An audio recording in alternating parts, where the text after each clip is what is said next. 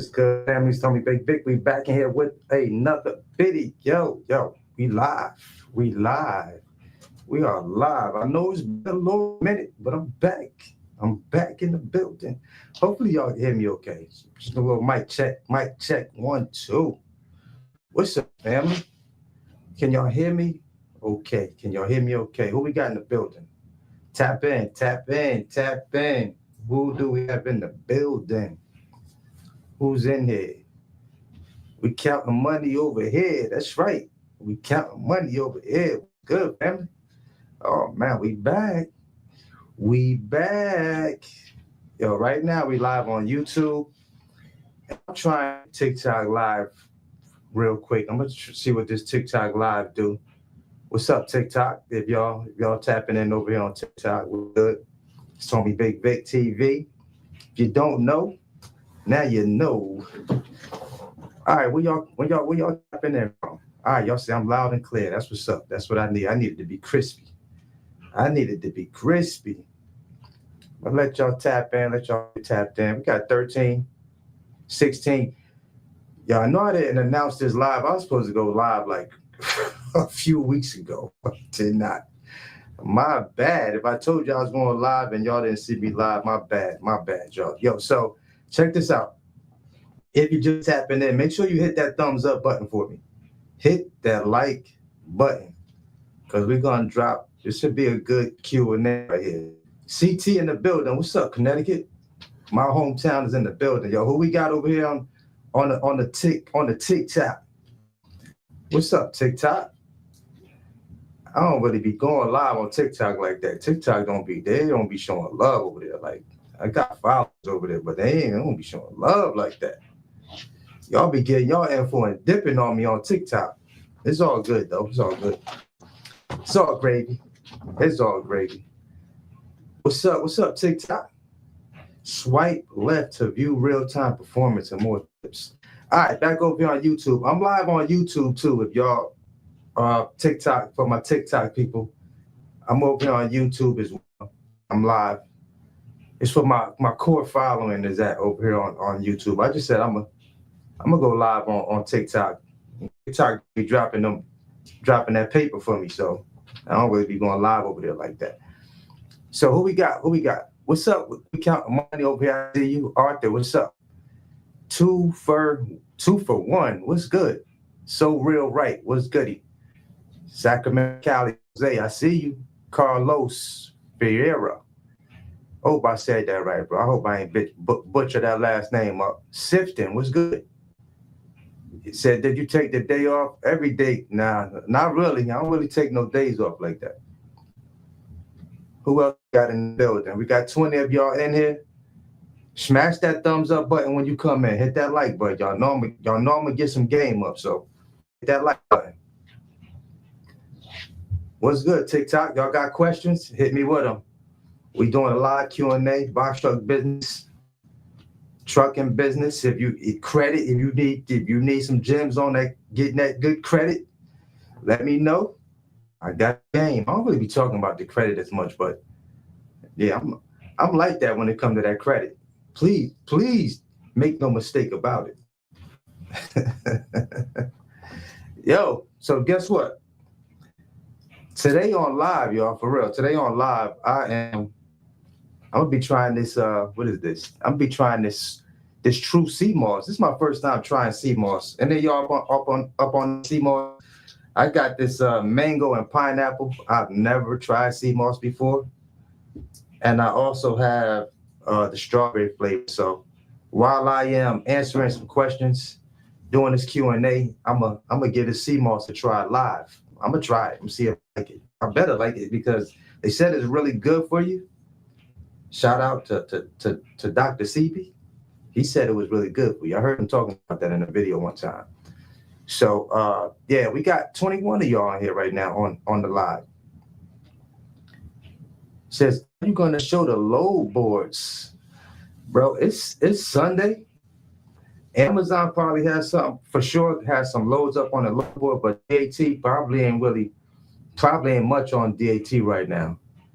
I actually didn't plan on it, but you know, if I need to if I need to pull up the load board and see what they got, we can do that for sure. What's up, TikTok? What's up, TikTok? See, TikTok, they be in and out on TikTok. They be in and out. This is random people just jump on a live on TikTok. It don't even be your followers on TikTok. It's just people scrolling TikTok, just live. Let me see who live right now. That's how they do over there on the top. That's why I don't go live as much over there like that. But says, how's the relay game? Arthur said, how's the relay game in South Carolina? My advice for running in South Carolina, they do have contracts.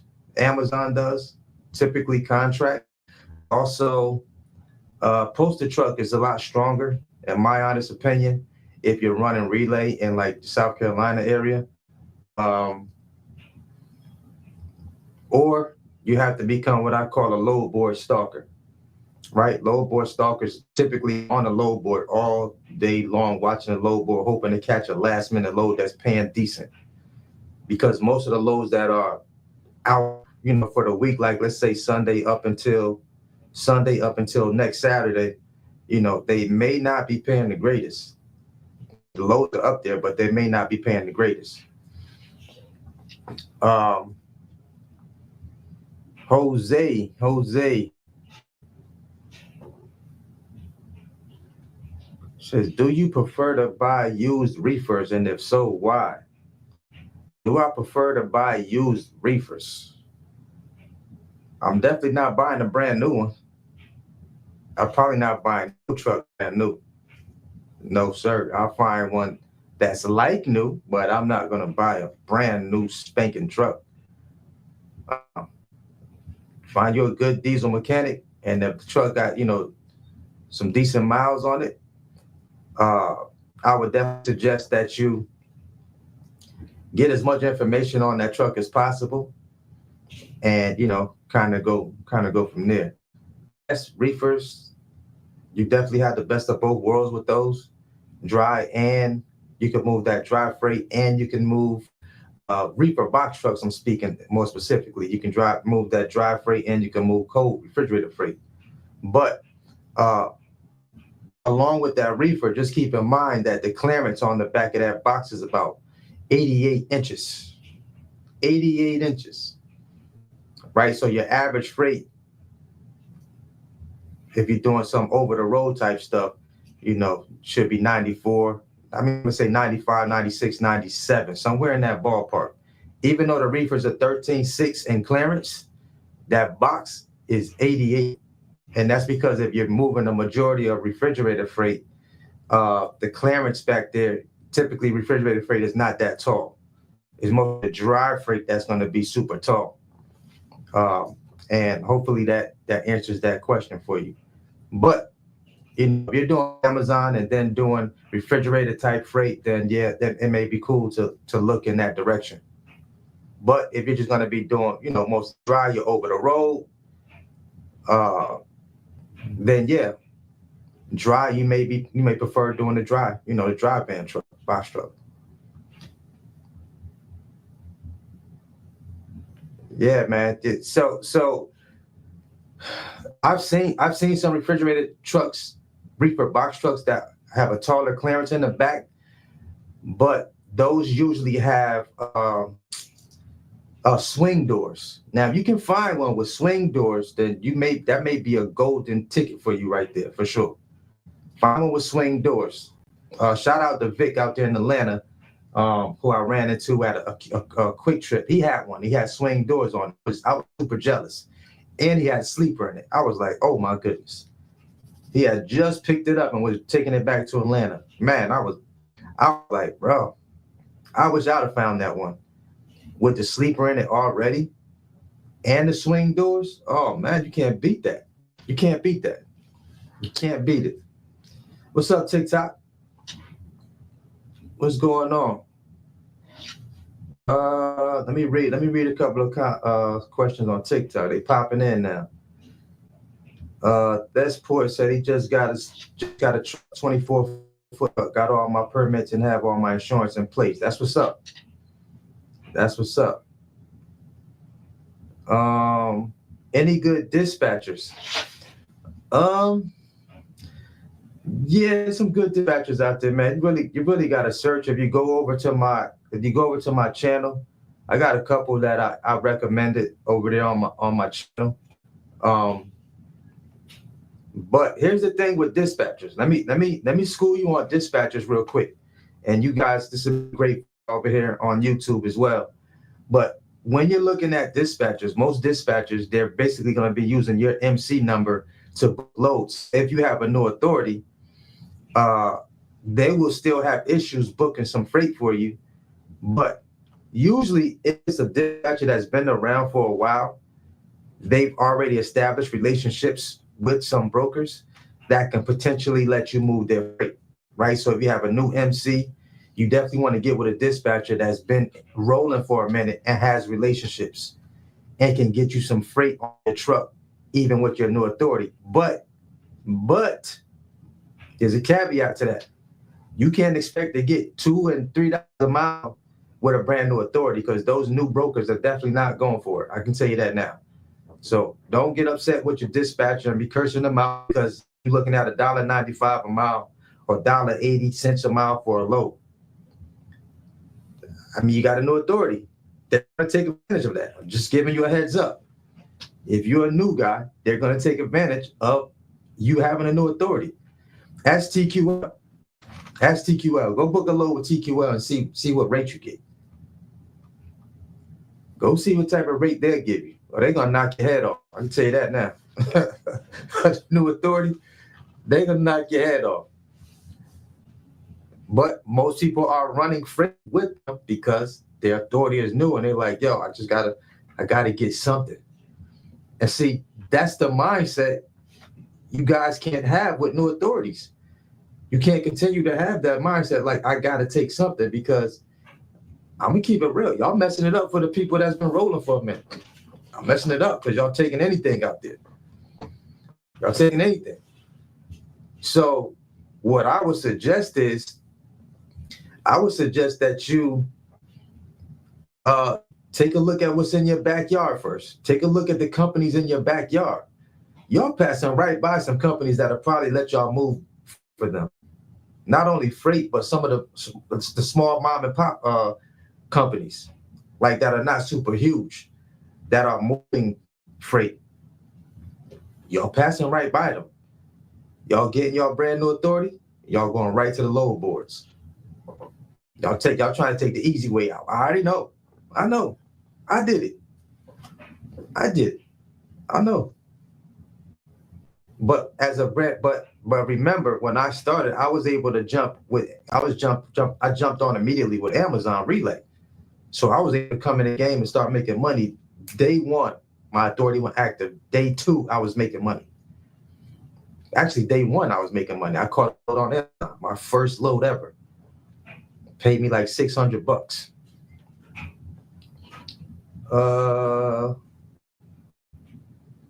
Says, or you suggest one. I just booked my own loads. I mean, if you're starting off, make the phone calls. You got a network. Get you some business cards. Get you some hats. Get you some company, shirts. Get you everything. You want to look as professional as possible. Make sure you get a website. A lot of y'all skipping that website step. Y'all getting your authority. Y'all don't have website the first. Get you a website. I can't stress that enough, because when you're reaching out to these brokers, I dropped a video for you where I said, make sure your company information is in your signature. So when you email a broker, they can say, okay, they got a website.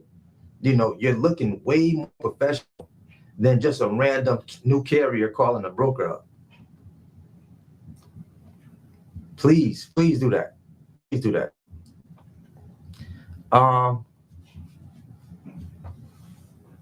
Let's see here. Yo, Jose said his 6 months kick in tomorrow, expecting that Amazon call.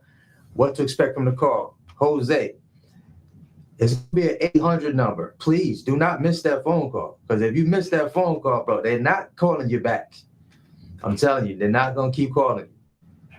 Basically, they're just gonna onboard you, make sure you are who you say you are, that you're a real company. The call doesn't take 5 minutes, bro. They're gonna welcome you on board. You're gonna get access to the load board. Basically, that's gonna sum up everything. They're just gonna verify your information. Once you say yay, that's you. Welcome to Amazon Relay. Welcome to Amazon Relay. And then you said you have 2 accidents already, and you had 2 accidents within those 6 months. Now they're looking at safety reports too. They're definitely looking at those now. Amazon is looking at all that stuff before they let you on board with them. So hopefully that doesn't hurt you from, your chances of getting onboarded with them as a new authority. Well, 6-month-old authority. Caesar said, how's Florida looking for work? Central Florida, Orlando. Get your truck out of Florida. I'm saying that now. Get your truck out of Florida, bro. Get your truck out of Florida. You want to make some money? Get up out of Florida. You don't have direct connections in that Florida market.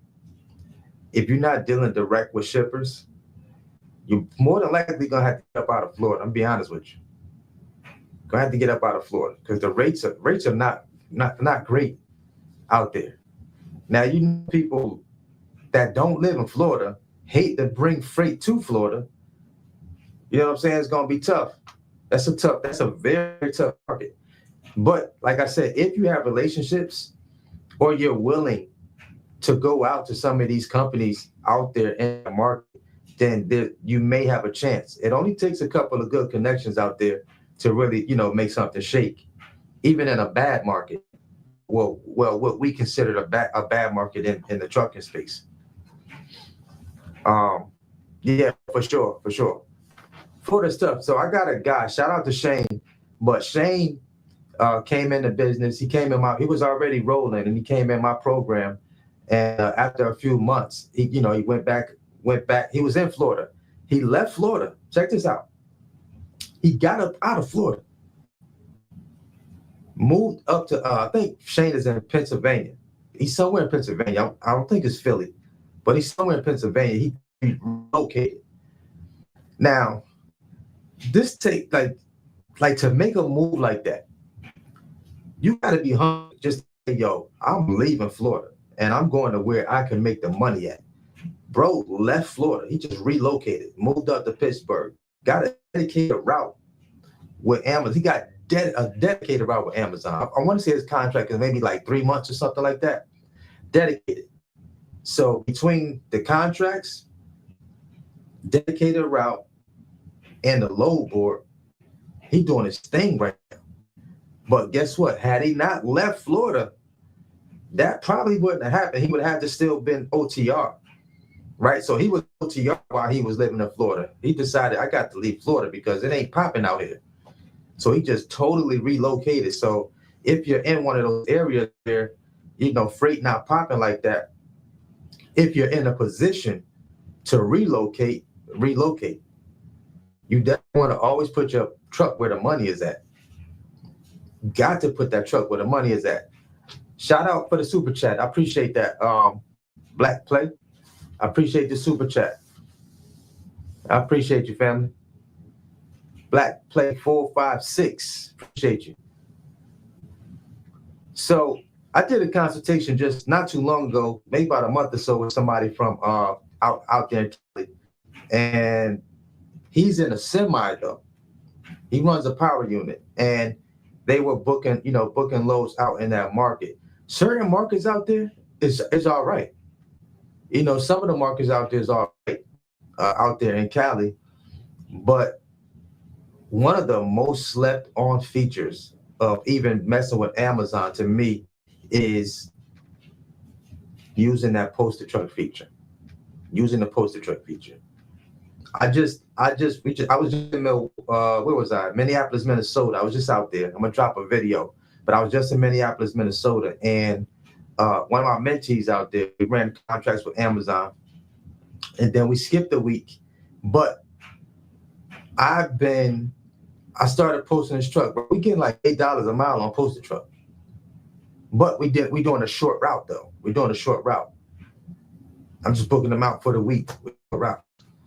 People sleeping on it. So when I got out there, shout out to Dave. Dave, if Dave is watching this, I ran into him at the Amazon in Minneapolis, Minnesota. Shout out to Dave.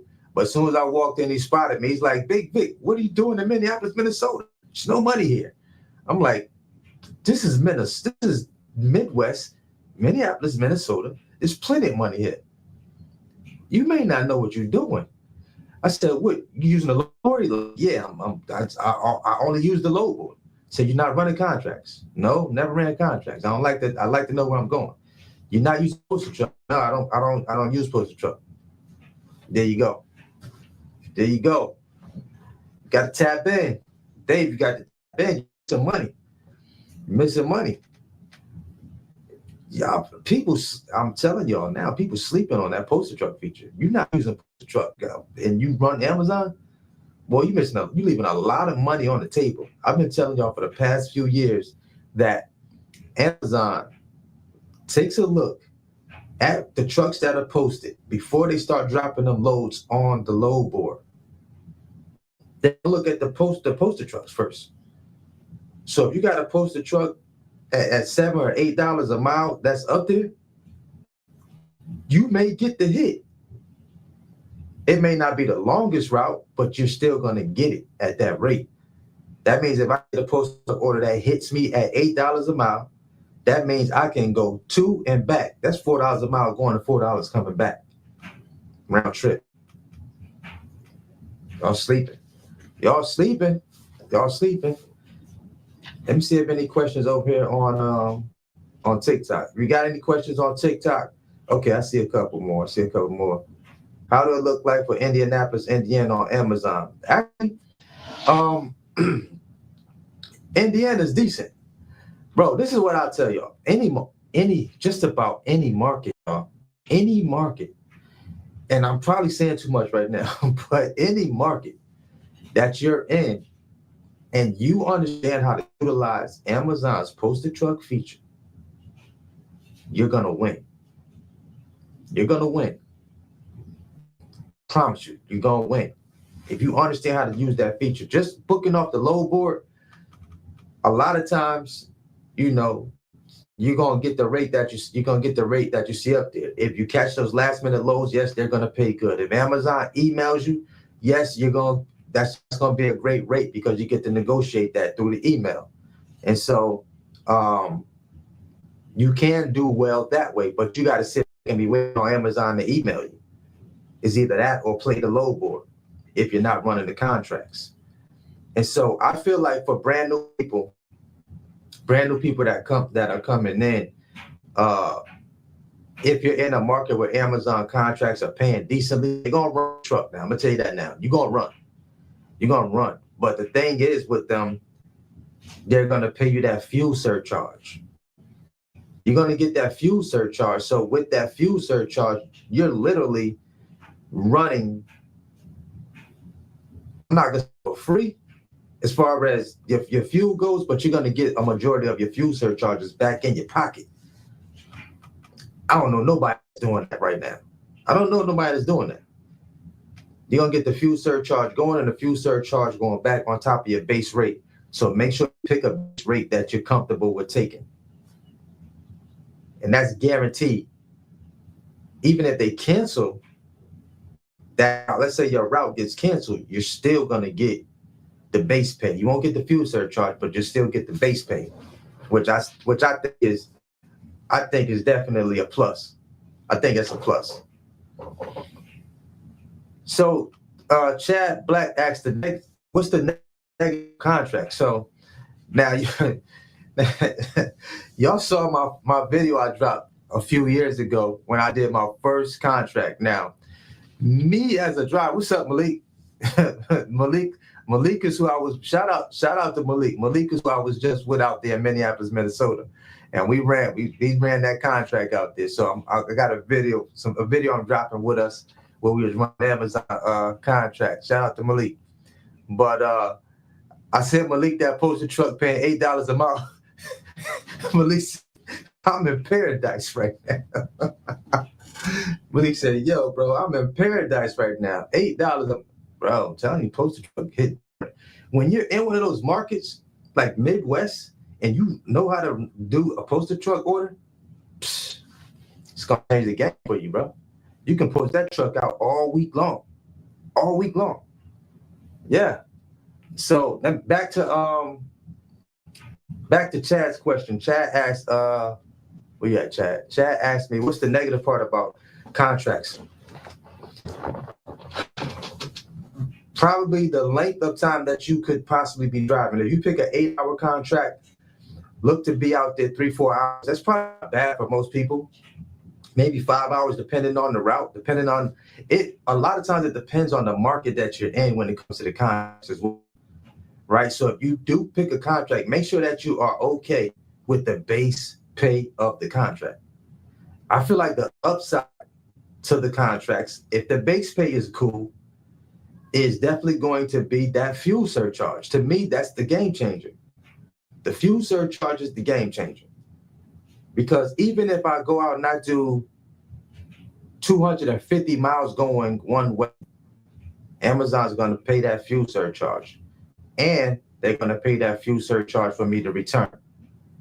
So let's say my base pay is 500 miles. $500. If my base pay is $500 and my entire round trip, Amazon gives me, let's say, $150 for the round trip. Now that's $650, right? So at the end of the week, let's say I did spend $500-$600 in fuel. Amazon's giving me all that fuel back. Plus, I got my base pay on top of that. So I feel like that's going to be a win for a lot of people. Like if you're looking to say, like, all right, I need to guarantee $8,000 a guarantee $8,000 a month, and all my fuel back in my pocket, where are you losing at? Even if this you out there on a lot of routes, like the contracts made me start looking at them a lot differently, to be honest with y'all. Because when I first did it, it was me college, and so I was like, God, dog, boy, Amazon got me out here, and I wasn't used to driving. I don't really think I'm ready for the driving that I was doing, because I was just running the 13-hour contracts. Well, the 13-hour shift contract. So you might wrap up at about, depending on the route, 8 hours that you're out there. And it's really mostly when the post offices are open, depending on the schedule. So if you do a route where the post office is open, you ain't got to wait, then boom. Hey, go ahead and get in there. You're in and out. You back to the crib already, way early than it was actually scheduled. But some of them will pop up.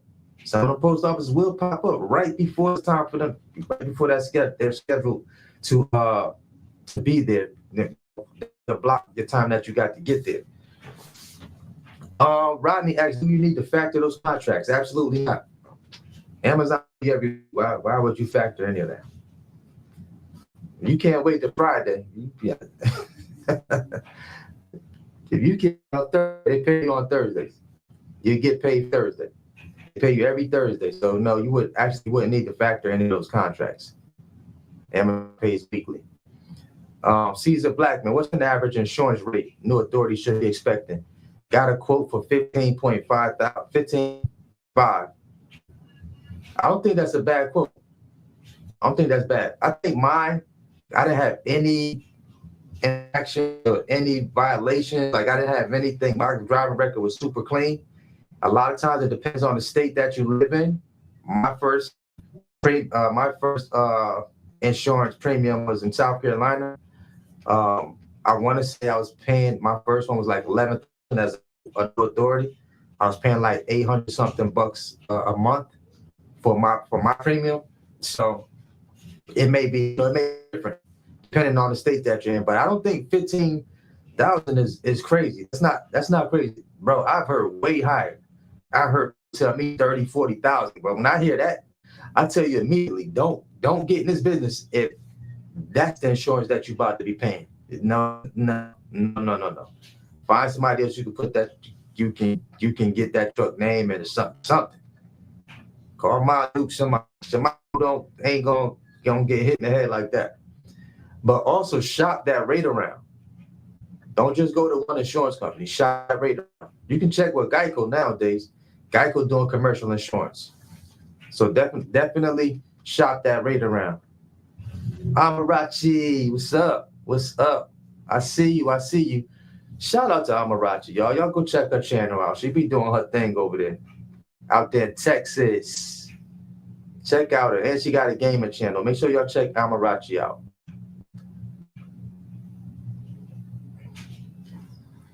But Chad, back to you. That's like, I think that's the only negative that I would say about running the contracts with Amazon. That would be definitely the negative that I would say with running them. If you don't mind driving, sometimes you may run into a post office that's, running behind. And so when that happens, if a post office is not open when you get there, bro, that's about to throw your entire rest of your route off. And so you're gonna have to double back in your delay, making sure you reach call, have ROC call your phone back so they can document all of this for you, because they'll have you leave 30 minutes after your departure time just to give the post office a little more time to get there so they can get the free, which, like I said, this throws off the entire rest of your route. So you shouldn't get dinged, but if you don't dispute it, you may ding. So you're gonna have to go back and dispute it. So just a lot of that back and forth to me is the negative side of, not just the contracts, but in Amazon anyway. Like if you're doing Amazon and doing a lot of post office routes, some people don't like Malik. Malik, who I was just with in Minneapolis, Minnesota.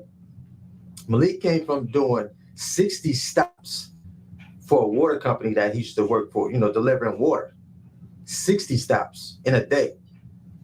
So 6 to 7 drops with Amazon, that's a cakewalk for him, right? But somebody like me, who wasn't used to doing multiple stops like that, so when I open up an Amazon load and I see 7 or 8 stops, that look crazy to me. I'm like, what? Especially if I've been on the yard and I'm more used to picking up a load, dropping a load off, or picking up a load or doing 1 to 2 post office routes. So I see 7, 8 stops. I'm like, whoa, Amazon, y'all wilding right now. Like that's a lot of stops for me. That was a lot of stops for me. But I noticed people that have done previous work and they've had way more stops. Malik is working in Minneapolis in negative 30-degree weather. Negative 30-degree weather, having to get out and deliver this water to different clients of that company. So, yeah, you get this is a big walk, right? These stops right here is easy. This is easy money for him. Easy money.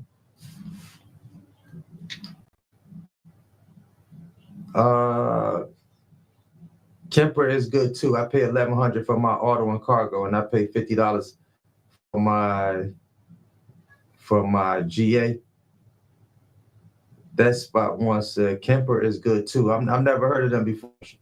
Yeah, so he said Kemper is good. So y'all can check out Kemper. I'm not familiar with that insurance company. So that spot, you got a 26-foot box truck?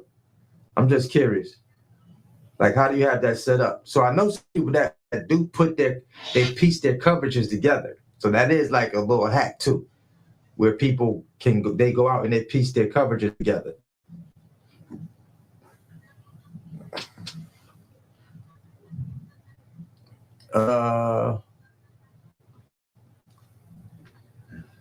V the hard way. What's up, V? V said, what if I want to get a truck but put someone else in it? Is that hard when you're starting out?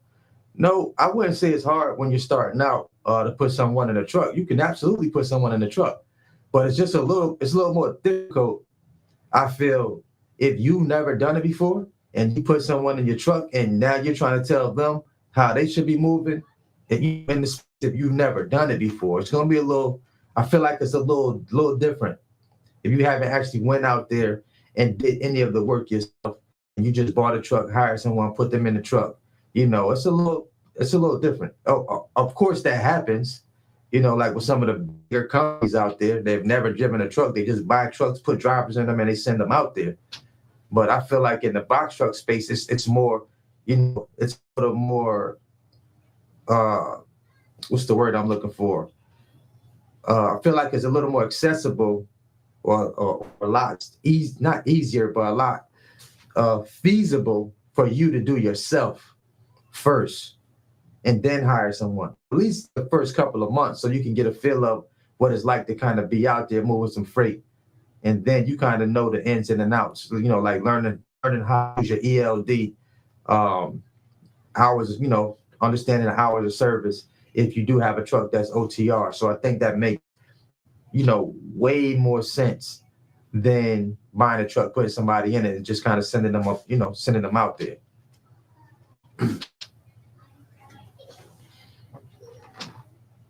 So yeah.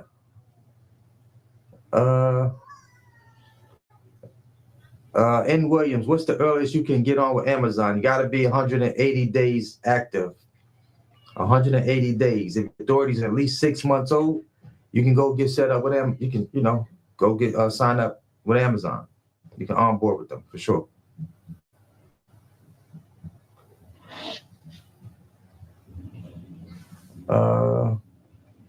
Malcolm said he had 2 accidents in 6 months.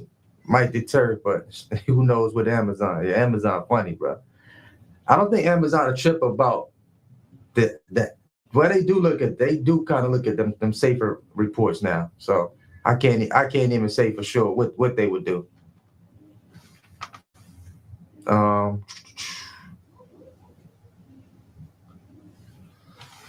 Raymond Stinson, quick, watch all your videos. Mostly overnight, early morning Amazon runs, which I understand. Any daytime runs, I'm guessing post a truck. You probably can't catch daytime runs if you're posting your truck. More than likely, you can catch some daytime runs if you're using the post a truck feature. Outside of that, yeah, you still can catch some if you're watching the load board. But what you got to think about is Amazon has a lot of dedicated routes that you have to bid on. So with those dedicated runs, a lot of those are daytime runs. A lot of those are the daytime runs. So the guys that's getting these contracts, they're pretty much grabbing the daytime runs. And then the night post office runs is typically off the load board or in the contracts. But yeah, you could set up a posted truck order, for example. If you just want your truck to run in the daytime, you can set up a posted truck order for daytime only and see what hits. Definitely can do that. And if it's a short run, you can catch daytime one and you can catch the nighttime one. Right? If under 150 miles, you don't have to log those under 150. Right? Well, actually, you don't have to run an ELD, I should say. Anything over 150, 175 air miles, you're required to log, to log those.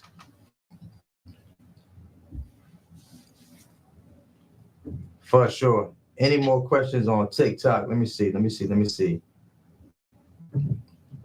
Transportation LLC. You just got the badge. That's what's up. They just got that badge. No doubt. I own box trucks. I gotta talk about the box trucks for sure. Is it easier to get into the box truck market? I mean, pretty much you go buy a truck and hopefully you can start moving some freight after that. But you definitely want to kind of have an idea of what type of freight you'll be moving. Y'all, there's so many lanes in the box truck space, like so many different things that you can do with a box truck, bro. So many different things. I think people typically just get stuck on one aspect of what's possible when you buy a box truck. They just think about the load boards, right? Those first 6 months, if the brokers is not messing with you, you have to figure out alternative routes to move things with your box truck, right? You literally can go to a lot of these uh, duplexes, complexes, and move. You can move junk. You can do junk removal. That's always an option.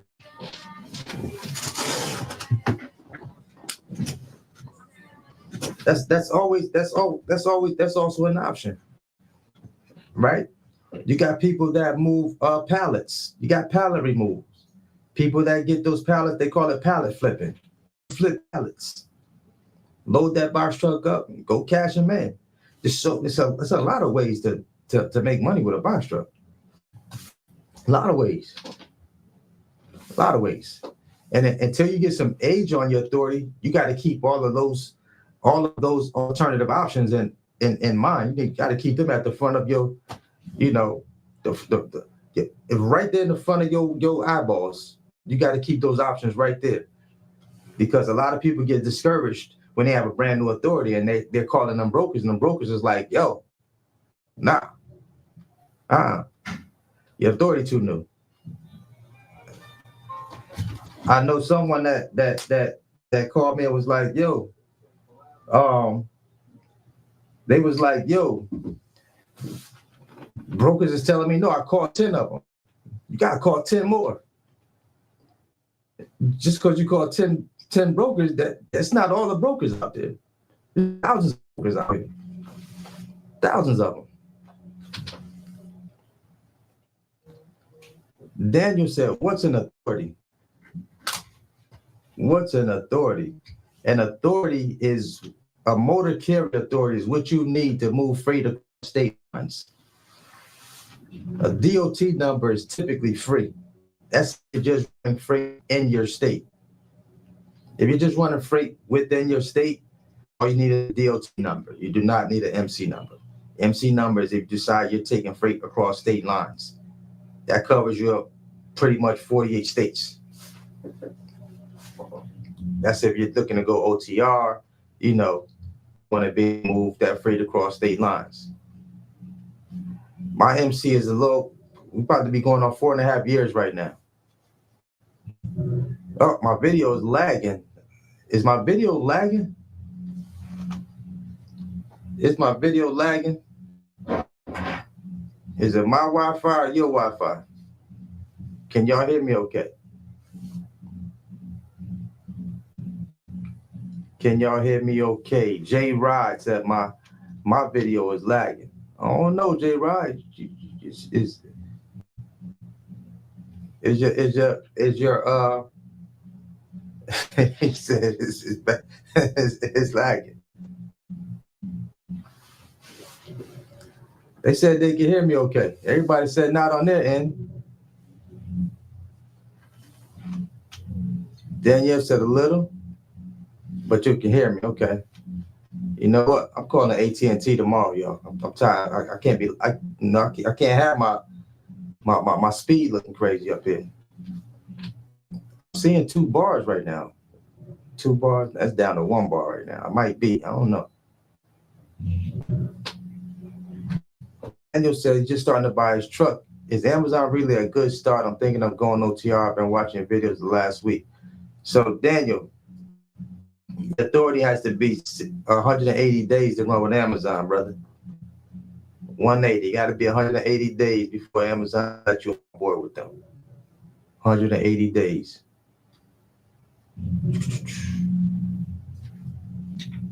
What we got over here? I see y'all over here. Shout out to TikTok. Postman said, how's my son doing with the HVAC? Sorry, I'm talking about in my course in August. So he's finished. He did finish his HVAC school. Graduated from HVAC school. Like, it's been tough trying to find, for him, he said it's been tough trying to find a job in that field. He's a complex. He just mentioned to me today, wants to hire him, but he don't want to work at his apartment complex doing HVAC work. Bro. But he's also in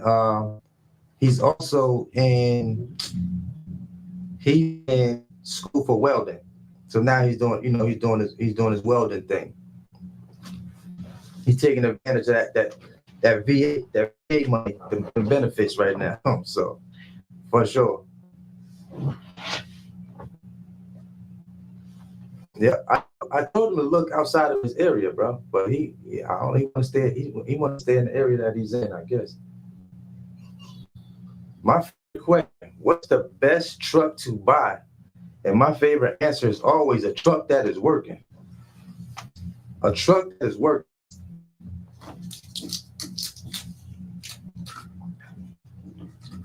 So, y'all, I'm about to try.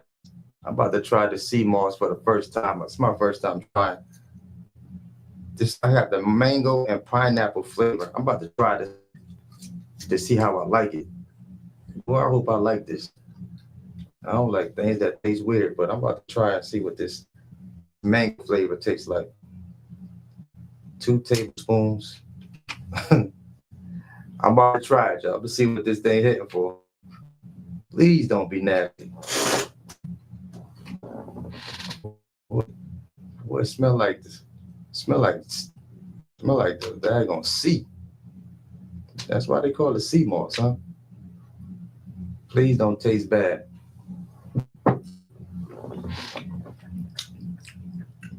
Actually, this wasn't bad. That was one. Let's try one more. That wasn't bad, y'all. That wasn't bad. Any of y'all ever tried sea moss before? Any of y'all take sea moss daily? Try.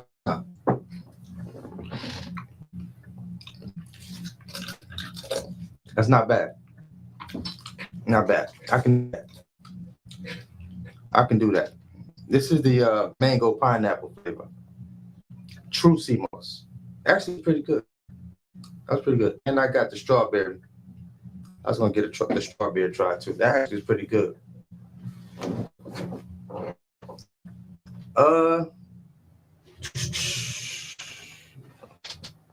Let me see. I'm trying to get to that question.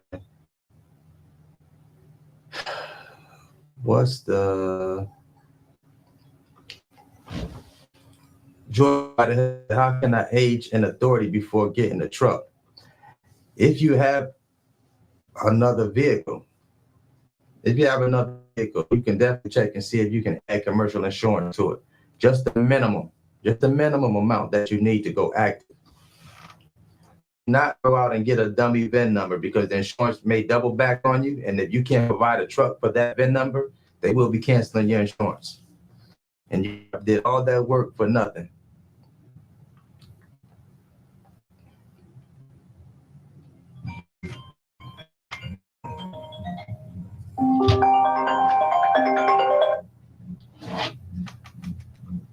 You would have did all that work for nada.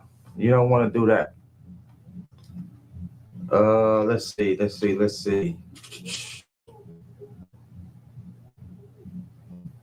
Who we got? Malik, what up? I see you. What up? A good startup cost. A good startup cost.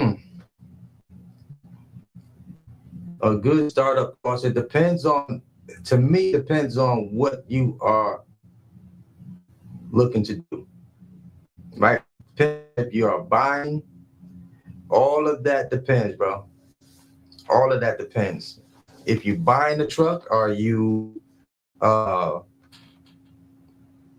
leasing a truck? All of that depends on your startup costs.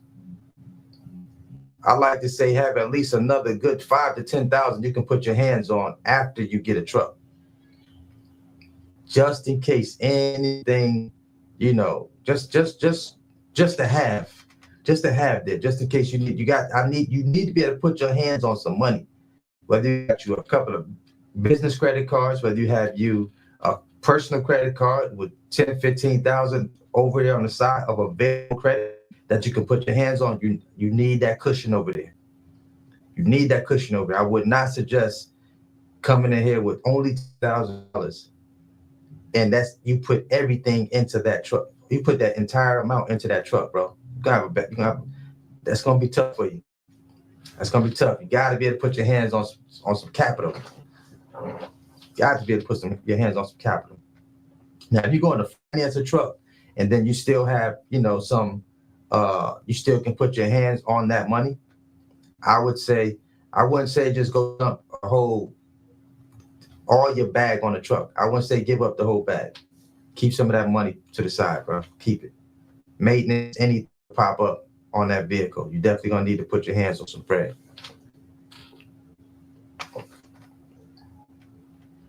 Um,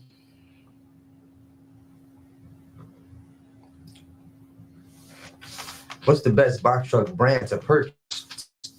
What's the best box truck brand to purchase to so you ensure a smooth ride?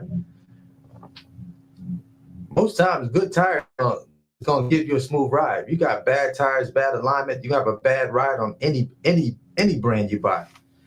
So making sure that that truck is in, working order, passes a DOT inspection, everything is up and up on that truck, you should have a pretty smooth ride. With whether that's an International, a Peterbilt, a Freightliner, a Kenworth, a Mack.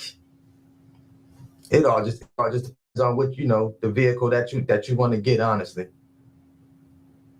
I've seen every last one of them go down before, so it's not about the brand. Definitely not about the brand. I actually prefer my Freightliner over my International. Honest with you, I know a lot of people with Hinos. I forgot to mention Hino. I see a lot of people with Hinos that are running fine, right? But every truck is gonna have an issue at some point. Just like any vehicle you go out there and purchase is gonna have some type of maintenance issue pop up on it at some point in time.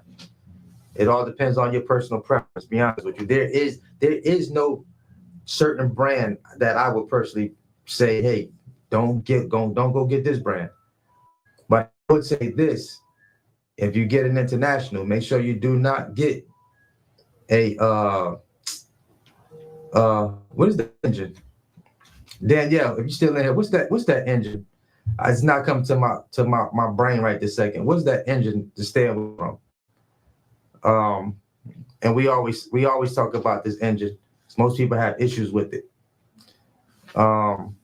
What's the name of that? What is the actual name of that engine? It just hit my brain. It just left again. Where is it at? Max Force. There you go. Thank you, Danielle. The Max Force engine. Stay away from that Max Force engine. I almost thought I had one on my first truck, but I realized it was a Detroit engine, which is a good engine.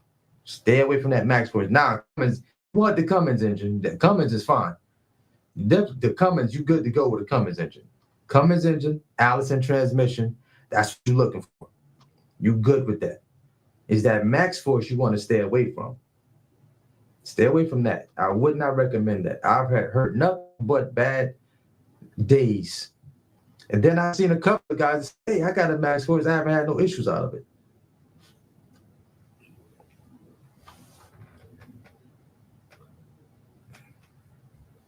DOTX, tip running partials. The best tip I can give you on running partials is this. This is what I would say. Start early. That's the first thing. Start early. Because if you get started, let's say 7:30 in the morning, I'm say 6. If you start 6:30, 7 in the morning, and you catch that first load at a decent rate, and you still have room left on your truck, that gives you more time to book another load or add something to that by starting early. If you get started late, scratch partials. Forget about it. If you get started at 1 o'clock in the afternoon and that freight has a time frame that it has to be somewhere the next day or something like that, you probably can scratch that partial off. Especially if you're the one doing the dispatching for you. That's why you want to get started early.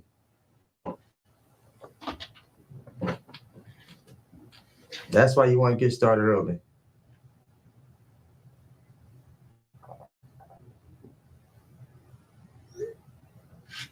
Yep, that's why you want to get started early. But when it comes to the partials, though, try to book a decent rate on those partials, because most partials are not going to be paying all that. You know what I'm saying? All that. And then most brokers are going to try and make sure they utilize your entire 26 feet of space. Now I'm gonna tell you, I'm gonna keep it real with you. If a broker want that full truckload, they want that full truckload. Listen to, and you get to that shipper, and that shipper put 2 pallets on your truck. Well, I ain't gotta tell you what I ain't gotta tell you the rest of that story. I ain't gonna tell you what I'm gonna do.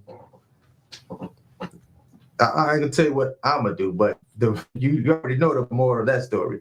I get to a shipper and they say, "Wait, this is a dedicated route," and they only put 2 pallets on my truck. Y'all know the rest of that story. Back on the load board. Back on the load board. I'm back. I'm back on the board again. Oh yeah, we had something else to that, for sure. Rope, what it do, Rope? We back on that load board, for sure.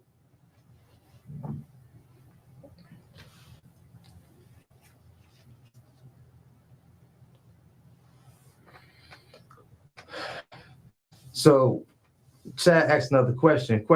Is what is your opinion on contracts off Indeed? Because that's one of my strategies on getting started in business. The thing with a lot of contracts that are on Indeed, some of them are actually dispatchers. So you got to be able to decipher who's actually has freight from off of Indeed, because a lot of them they're now using Indeed as a source of to find carriers to dispatch for, right? They're saying you can get $3,000 to $4,000 a week, but it's just a dispatcher who got an ad posted up on Indeed. So you gotta sift through the real from the fake that are posting on Indeed now. They got hit to the Indeed move, right? And sometimes you will find some of them that have contracts. I ran into a couple that like move freight for like Sally's, like the hair supply store. But they want you to have a pallet jack. They also want you to have a hand truck, because they want you to actually, get it. Got to have not a pallet jack, but a lift gate, so that you can get it off the truck and then roll those boxes inside of Sally's. So, but to me, what some of them were paying wasn't enough money, and sometimes you don't know how many stops you're going to have. It varies day to day, and you got to load the truck and unload it. Like nobody's loading it for you. So yeah, but you could possibly run, depending on where you live at. You could probably, you could find work on Indeed, for sure.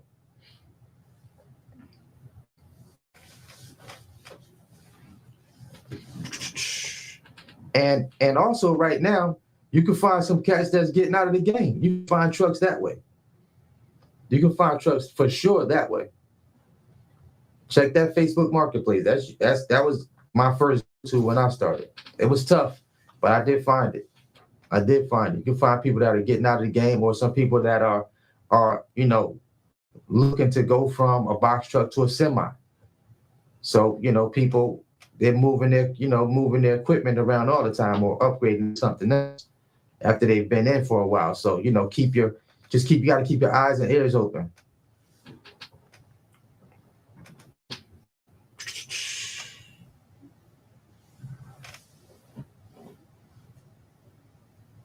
Yep, for sure. So what's a regular monthly commercial insurance rate for $1 million? Bro, all of that depends on you. There's no one size fits all. Insurance companies gonna have to run, check the VIN number of your truck, the year, make, and model of that truck. The newer that truck is, typically the higher that insurance premium is going to be.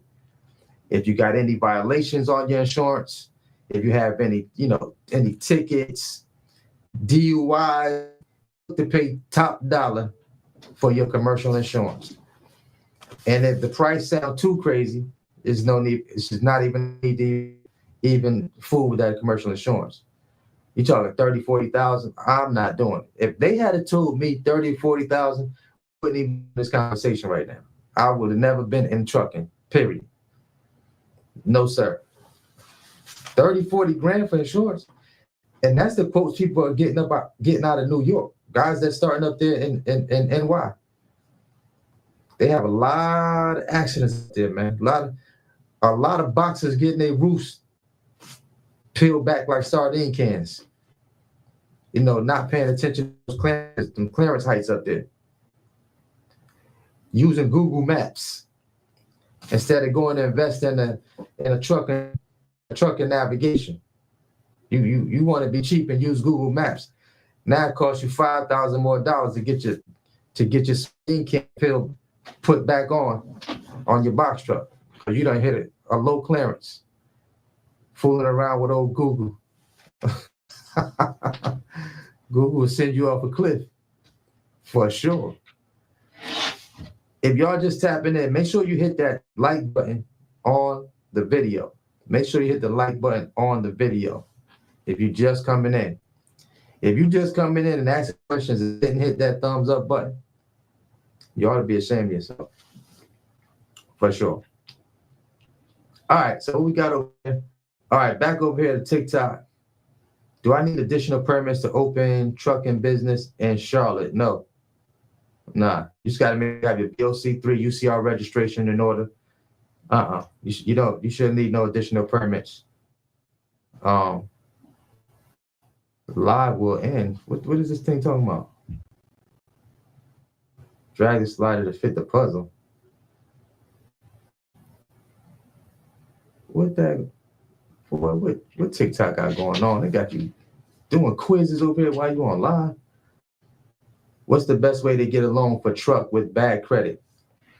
The best way to get a loan for a truck with bad credit.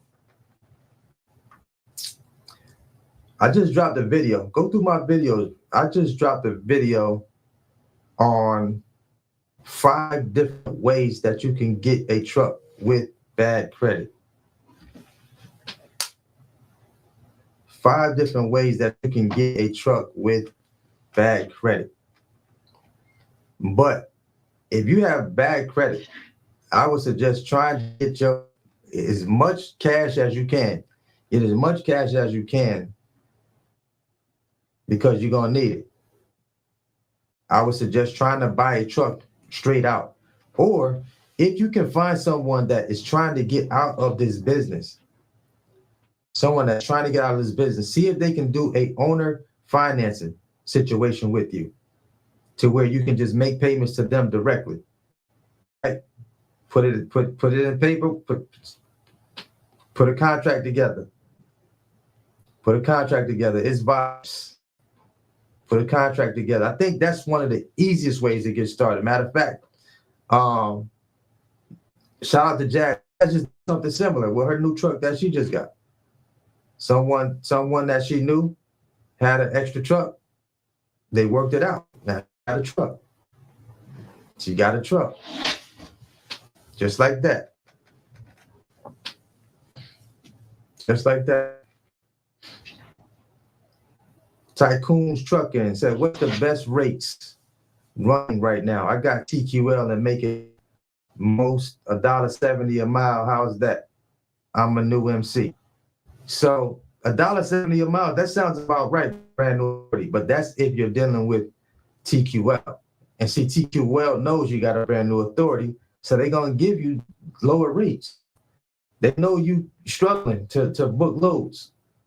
So they know you're willing to take whatever you can get to keep that truck rolling. They just added a $30-40 million new wing onto their freaking headquarters off the backs of new authorities, paying those rates right there. That's how they did it.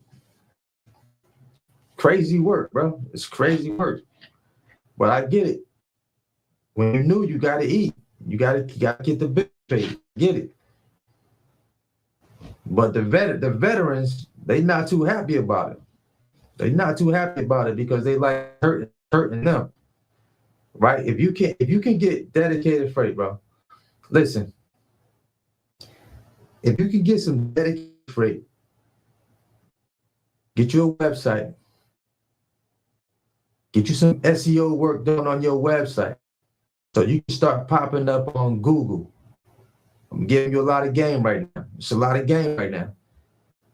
Hit that heart button because I'm about to drop a gem on you real quick. Hit that heart button. Get that SEO work done. It's not going to be cheap though. Get that SEO done on your website. This is how people that are looking to have things shipped find carriers. This is how they find carriers. They're going to Google. If you're not able to be found on Google, they're not calling you. They don't even know you exist. This is why I keep stressing the importance of having a website. You got to have a website. Get your website up and running. This is how you get your customers to where you're dealing direct with companies that are looking to ship things. And they probably don't want to use a bigger carrier because they already feel like the big carriers are going to charge them too much. So they're always looking for other carriers to move their freight. I told a story of one of my guys, Dre. Shout out to Dre out there in Washington. Y'all seen me do a video with him when I did the training with him out there in Washington State. We end up running a load out there off of DT. We caught a broker that was moving. I was trying to get him out of, I can't remember, Portland, Oregon, somewhere we was trying to get out of, to get him back to Kent, Washington. And there was a customer that was moving some furniture, a sectional, to another customer on the end that was buying it. So I said, Dre, when you get to that customer, ask her, where did she post that at? So he got to her and she said, I posted this job on Shipley, right? The website Shipley. She Googled, she went, listen to me, this is game for y'all right here. She went to Google and she typed in that she wanted to moving furniture or how to ship furniture. Shipley popped up. Watch this game right here, y'all. Shipley pops up on Google. She goes to Google. She posts her job. A broker sees this on Shipley, tells the lady she can move it, tells the lady he can move it, gives her a price, takes the load, posts it on DAT load board. I hope y'all listening to me. Post the job or the load that needed to be moved on DAT load board. I saw it. I called the broker. The broker, like, he's paying, and it wasn't even going super far. I want to say we got it for like $500. I was just trying to get him back to it. So we just needed a backhaul. So we caught that load, booked it, and end up dropping that to the end. He gets there, he helps her get the furniture off with the lift gate. The customer on the tail end tipped him like $100. Now peep this. Why did she post it on Shipley? So in her area, Shipley popped up on the first page of Google. That's the company she ran with. So what I'm telling you is when people are shipping things in your area, your company is not popping up on Google on that first page. They don't know you exist. So if your company, your website was popping up and it says you move freight, you could have got that phone call, is what I'm telling you. Now, we're not talking about $1.70, $1.80 a mile. Now we're talking about $3 or $4 a mile, maybe possibly $5 a mile. Well, I can shut this whole live down after saying that. I can shut all down after just telling you what I just told you. Well, if you can't put two and two together right now, I don't know what to tell you. That's a game changer for a lot of people. I talked about that LinkedIn strategy. I talked about it. Ain't nobody gonna teach y'all what I'm telling y'all right now. Nobody. Point them out to me. Show me them. They're not gonna teach y'all this right here. I promise you. They're not gonna teach this right here. They're not talking. You know why? They don't know how to do it. They don't know how to do it. They don't know how to do it. telling y'all now. Matter of fact, my partner called me yesterday. Y'all remember I did the video with my guy out there in Atlanta with the moving company? Well, he called me super excited yesterday. He's like, yo, the job just a moving job he just got. Man, the lady giving him the lady said, I don't care what the price is. Now, you're talking about a corporate person calling you directly. She literally was like, I don't care what the price is. TP said, man, the lady said she tipped me $2,000. He said, I'm doing this myself. I just got one person helping me do this quick move. Tipping $2,000. Y'all playing around. Y'all playing around out here right now. Y'all playing around out here right now. Y'all not playing with this. This is for real. This is a real business. And you have to treat it as such. You have to treat it as such. It's a real freaking business. Everybody's running to the low boards. The low boards is cool once you kind of, establish yourself. But remember, the low boards is the bottom of the barrel freight. Yeah, it definitely contributed to me my first 6 figures in the trucking business, without a shadow of a doubt. Yes. So me knowing what that freight is freight that's not contracted. It's freight that is at the bottom of the barrel, right? That's why brokers got their hands to move it. But I think once you really understand how the logistics industry really works and how some of the bigger carriers get these contracts, you start looking at it a lot differently. You start looking at it a lot way different than how you're looking at it right now. It has to be more than buying a truck and just going to the load boards. It's more to it than that, y'all. It's more to it than that. Load boards is cool to start out, but you don't want to build your entire business just off the load boards. Right? Like I said, it's cool when you're starting. But as you get more mature, like I understand the power of running the contracts now. Like the hired drivers, contracts make more sense to me because I'm not the one actually running driving or running the contracts now. So I see why dedicated freight is of importance to owner to companies. It's guaranteed. It makes sense. And you have to look like you gotta change the way you look at it. Change the way you look at it. Let me see if I missed any questions. Trying to get in the truck. 3 sup. What's up? Trying to get in? You getting in or you trying to get in? What we doing? What we talking about? So you trying to get in the game or you in the game?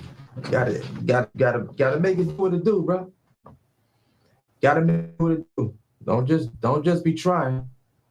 Do you pick up a pen or you pick it up? There's no trying when you're trying to pick up a pen. You're gonna pick it up. Let's get it. Listen, if your credit is horrible, work on your credit. Get your credit right. Get your credit right. If you can get someone, an owner, finance the box truck that's getting out of the business, take that option. Even if your credit is bad, take that option. Try to see if they'll work with you. See if they can do a lease to own option with you. There are other options out there. You just got to find the people. It's almost like what people do in real estate, right? When they find someone in foreclosure and they're desperate to get out of the house because they can't afford the mortgage payments no more. So they find someone that comes in, puts the house under contract, and is guaranteeing them to pay on time. It's no difference than in this trucking world, right? You find the owner operator that's trying to get out of the business, tired of the thing, he ready to go. If you can work out a situation with him where you can make those, lease to own from him, or what is it? Lease to own. Make it. It's all. Everything is about negotiation. Everything is about negotiation. That is another route to get you a truck. That's another option, right? If you can come to them with a nice chunk down on it, you might have like 5, 10,000. Maybe they want 30,000, 25,000 for their truck. Say I got 10,000. Can we work out the difference? Tell them to put a track on the truck, whatever you need to put on the truck, so that you ain't trying to run with the man merchandise. He can keep the title, do whatever they need to do, right? Even put you on insurance. However y'all need to work it out. But everything is negotiable. You definitely can make something shake that way. That is another way to get your truck if your credit is not that great, for sure. Oh yeah, for sure. So Amazon, that was a good question. I'm glad you brought that up. So Amazon RelayCon is coming up in Vegas in September. I don't have the dates right in front of me. Danielle, what's those dates again for RelayCon coming up in Vegas? It is coming up September. I planned on doing something a couple of days before that. I'm trying to put something together. Before RelayCon. So Amazon RelayCon is September 24th through the 26th. I definitely should be out there. I'm putting them together as well while I'm out there in Vegas for RelayCon.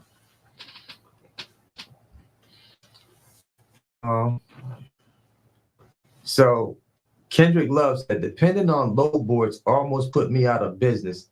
He had to learn. I ain't even had to say nothing. I told y'all, just exclusively depending on those low boards. It's tough. It can be tough. Like if you're not over the road, and if your authority doesn't have some age on it, if you're not leased onto someone else's authority, now I'm gonna tell y'all this: leasing on the people's authority is more expensive, y'all. It's getting more and more expensive now. You know why? Because everything you do out there with somebody's MC number that's yours on the side of your truck, they are held responsible for whatever you do out there. You get pulled over by DOT, whoever's MC is on the side of that truck, that's who's going on that paperwork. That's who's going on that paperwork. So that they're definitely taking a risk on you. They're taking a big risk on you.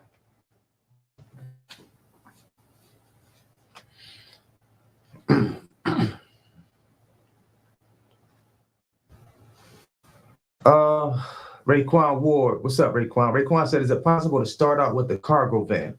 Sure, of course. Of course, you can start out with a cargo van. That's not particularly my space. My space is not cargo vans, but I've seen people that's all they roll is cargo vans. But me, I just want the most bang for my buck if I'm gonna run some freight. But you gotta start where you can start at though, right? I don't knock the cargo vans. Like if that's where you have to start at, that's where you have to start at. Just find freight that you can move. Move for those.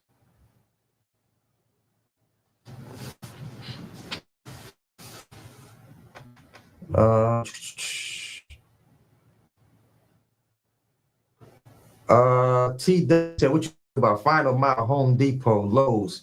That's a good start for a lot of people. One of my guys, he was running, and I ran into him at Amazon.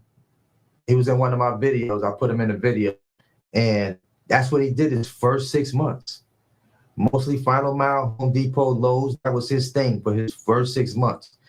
He got his Amazon account. He's been rocking and rolling ever since. But he mixes up his freight. This is what I tell everybody, like, try to mix up that freight. Your first 6 months. Mix it up. Move as much as you can move. I know guys that, their box truck is running through the week, and some guys that got a cargo van doing 1-bedroom moves. 1-bedroom moves on the weekend. 1-bedroom moves. You gotta hustle. You gotta grind out here for sure. Until you get that age on your authority, Absolutely. Said, what are good load board apps other than, you meant DAT, other than DAT? Um, I seen someone ask about Select this load board earlier today. You got Select this load board. They are not cheap, or my virtual fleet. They are not cheap. They're not cheap. The reason I haven't used them is because they wanted me to sign like a 12-month contract. And I'm like, what? A 12-month contract? I thought they was actually gonna work something out with me, but they wanted a 12-month contract. Not only that, they also wanted to, what was that? She was showing me like they just have really expedited freight on there, which supposed to pay more money when it's expedited freight, right? And she wanted me. What was she trying to get me to do? It was something crazy, bro. Something like $300-400 a month. I'm not paying that for no load board. I'm not paying that for no load board. They was wilding. I'm like, no, no, no, no. We're not gonna do that. No, because if you have the best load board, if you claim to have the best load board, why would you lock somebody into a contract for 12 months? She's like, because we had a lot of people that were using our load board and they were getting, their connections and getting dedicated runs with, with brokers, the quality of brokers that we have on our load board. I'm just like, well, if it's that good, people would probably keep the subscription. But if it's also that good, you should want people to say, hey, I use this load board. We got dedicated freight with these particular brokers, right? And if I get dedicated routes, why would I keep the load board? I mean, the whole point is they eventually get something dedicated to where you don't have to depend on boards. So they do 12-month contracts. I know a few people that use them. I'm just not using them.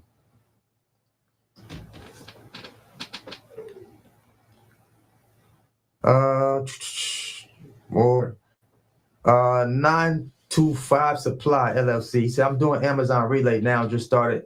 How long before they give you more load options? So usually you have to run about, I want to say 8 to 9 loads off the load board.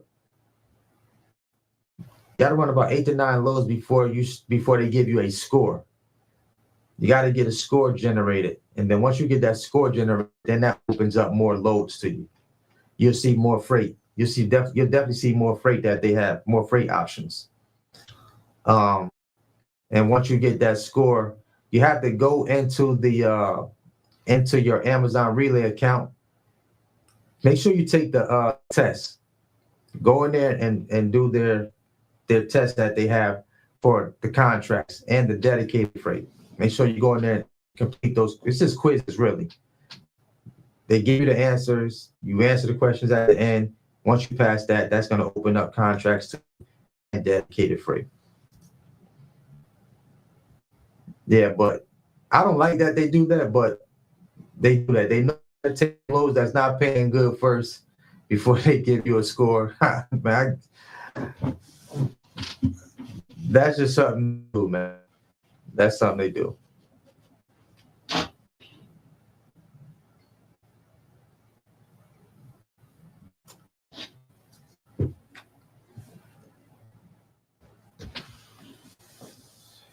Yeah, once you complete those, that open up everything to you.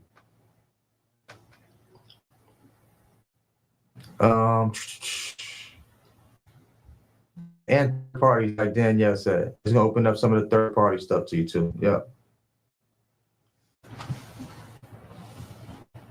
We should miss anything. Dun, dun, dun. We at 8:15 right now. Is everything getting good right now? My joint not lagging. I mean, no issues. Is my joint playing through? No problems. Everything coming through clear. Tick tock, tick tock, tick tock. Do the insurance for the truck have to be in my name to get my authority? Does the insurance for the truck have to be in my name to get my authority? You can get your authority. The truck doesn't have to be in your name to get your authority. No, you can get your authority. Mm.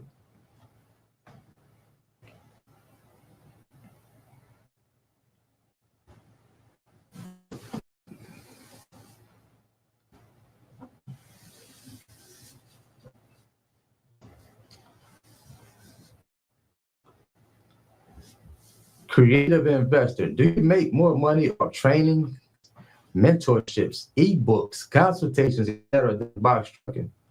What you think? I'm gonna let you answer that question. What you think? I do well in all of them.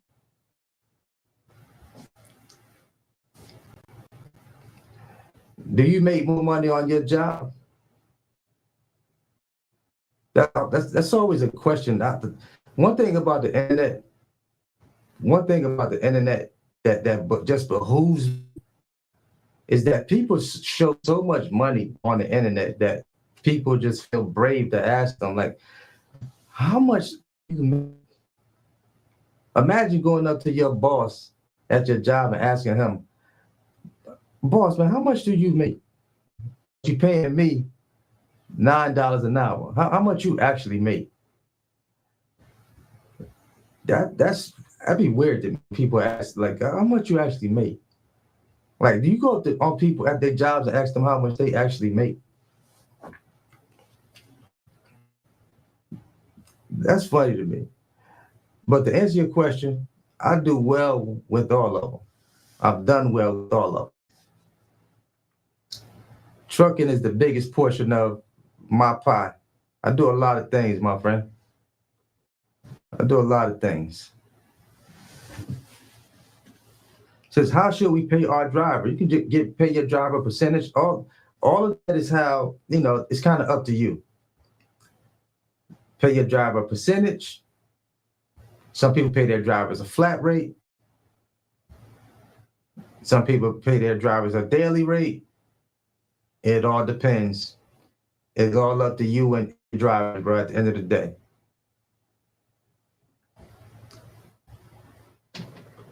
Brevi.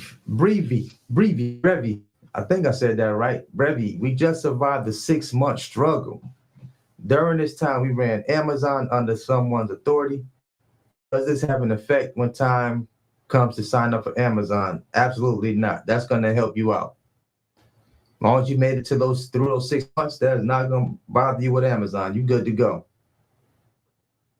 That training or, that work that you did with them is definitely going to help you out, because now you can just get your own account and start running immediately. You already know everything to do. So it was good that you actually did that, because you got some experience under your belt running their freight.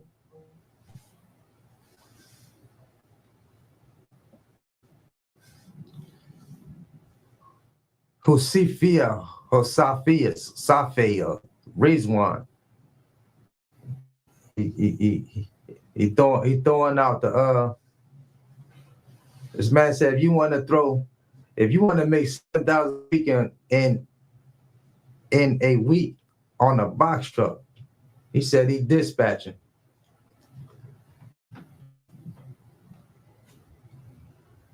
Well, you should never tell nobody that number right there, because if you don't make that number happen, I was false advertisement at that point. 7,000 a week, right? Okay. 7,000 a week. Red flags start flying when I hear them numbers.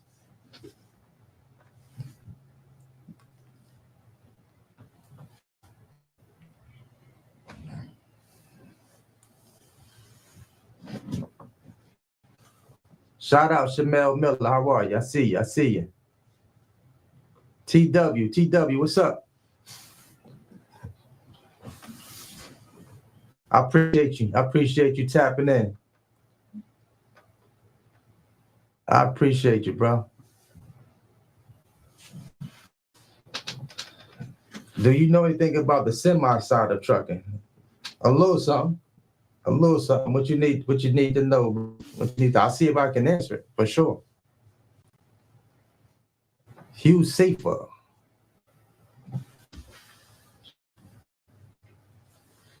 Is $5,000 too low of a price of a truck?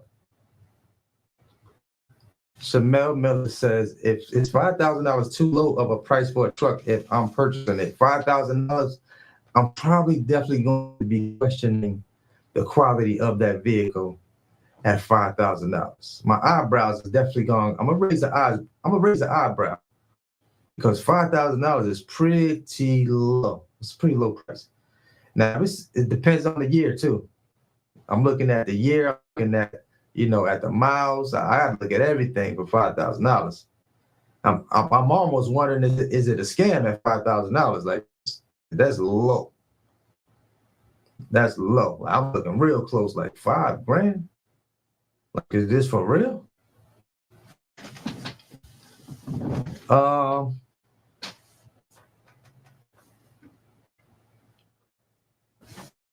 of them asked, what you think about when it comes to doing maintenance, mechanic work on the truck? Find a trustworthy one. Finding a trustworthy mechanic, you definitely got to find your trustworthy diesel mechanic, boy. Boy, they shoot prices from about. You got to find you a good one for sure. Got to find you a good one. Yeah, that's one of the most important parts in getting in this business, bro, is finding you a good diesel mechanic that is gonna be, you know what I'm saying, be honest, not trying to knock your head off. You want you definitely want someone that's trustworthy if you can find one. The mechanic industry is a very, very sticky business, bro. Very sticky business.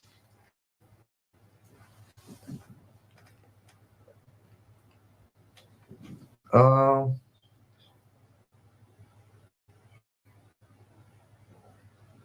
so yeah, Joy Rod, he said, I have a class A license with 3 years of experience.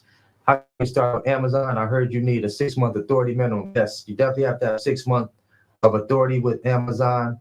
6-month authority to sign up with Amazon. That is absolutely correct. So having a class A with 3 years of experience, that's definitely not going to get you signed up with Amazon. If you had 3-year authority, that'll help you get up with Amazon super fast. You good to go. You sign up today.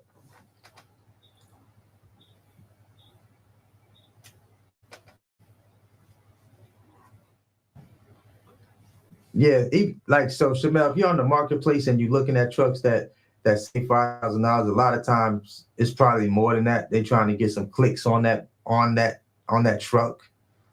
For $5K, it's probably a way older model truck at $5,000. I definitely would not look at one at that price without a diesel mechanic standing right there with me, looking at truck upside down. We got to flip that truck upside down before I hand over $5,000 for it.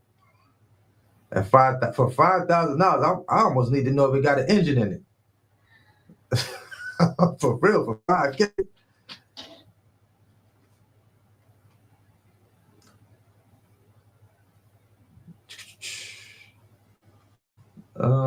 Let me see here.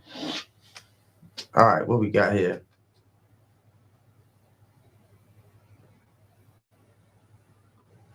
So, Truck Boss Academy. He said, running Amazon, but the deadhead back is a killer. DA loads on the board going back to help. So, the thing is, if you're just booking loads off Amazon's load board, more than likely you're not gonna catch a load back unless you study that load board and you study where those loads are going to that you're running with Amazon. And if you go into your Amazon load board and type in the city that you're dropping in to see if anything is picking up in that area that you're dropping in, especially if it's like 150, 200 miles or better. That's why if the load not paying right off the regular load board, I'm not gonna book it because I know I had to deadhead back. if you're running the contracts with Amazon, then you got a fuel surcharge that's covering you going in, coming back.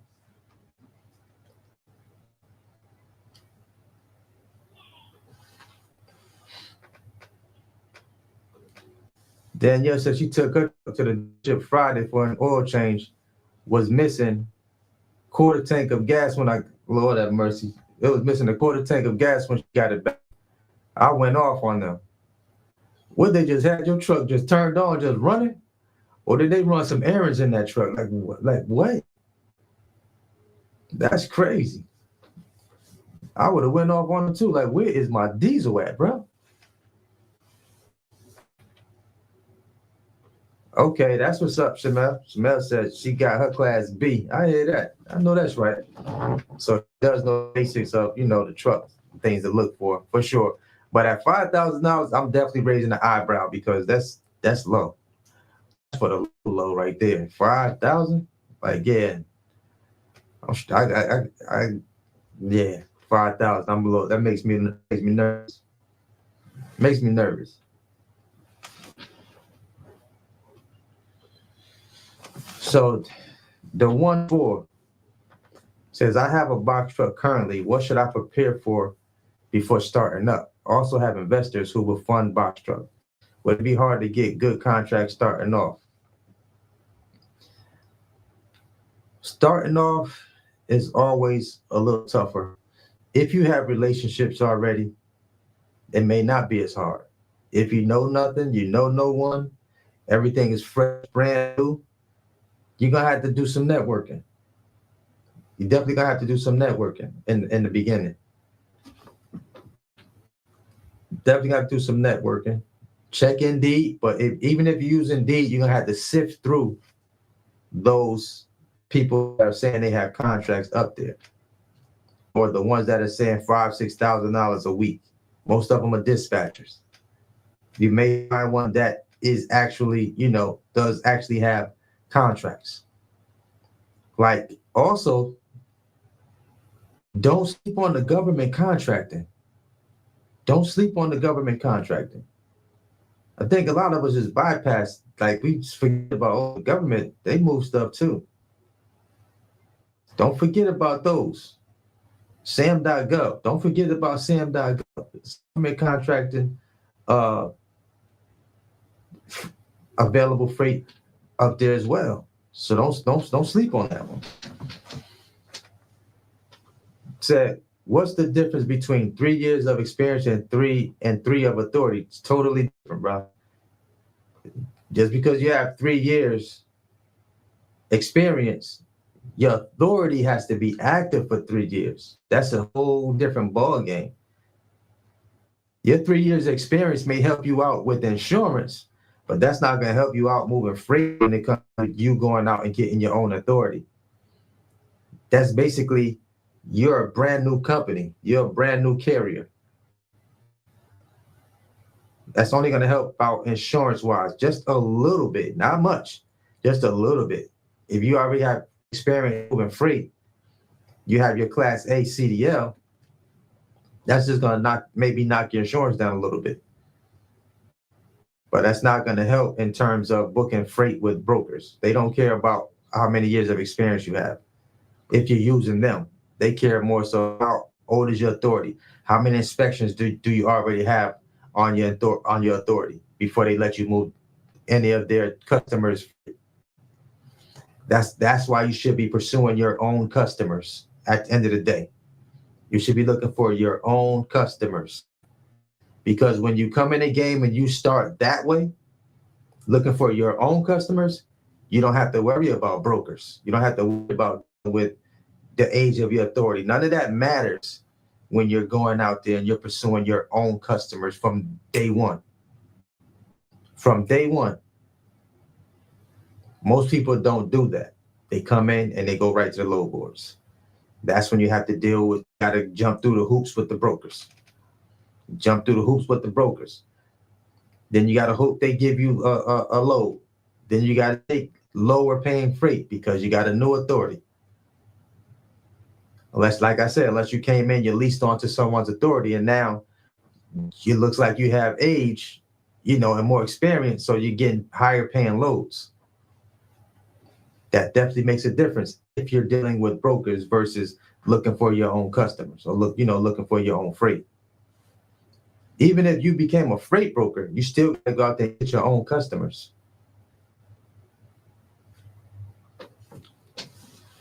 For sure. Oh, Danielle says she thinks someone siphoned her diesel out of the vehicle. That does happen. That does happen. Definitely tell her to run the cameras back then. I didn't even see that comment. I was just telling you to tell them to run the cameras back. Run the cameras back, man. Let me see what y'all who got my diesel out my truck. For sure. The one, absolutely, absolutely. Make sure you hit that like button if you haven't. If you're in and you haven't hit that like button, smash that thumbs up button for me, please and thank you. I appreciate it. So the Dot said, be careful with the contracts on Indeed. I thought I had one with CIA Medical. Whole time they spoofed the emails and number. Crazy, yo. Crazy. Yeah. That's why I said you really got to dig deep before you give out any information like on Indeed. Company got to make sure the company is official. Got to make sure they're official. Like, you still can go over to Craigslist and look up medical carriers. Or you got a lot of stuff you can Google. Some of the things that you're looking for, you can Google some of that stuff. Like, like medical couriers, medical contracts. You can Google a lot of that stuff and potentially find some that are out there.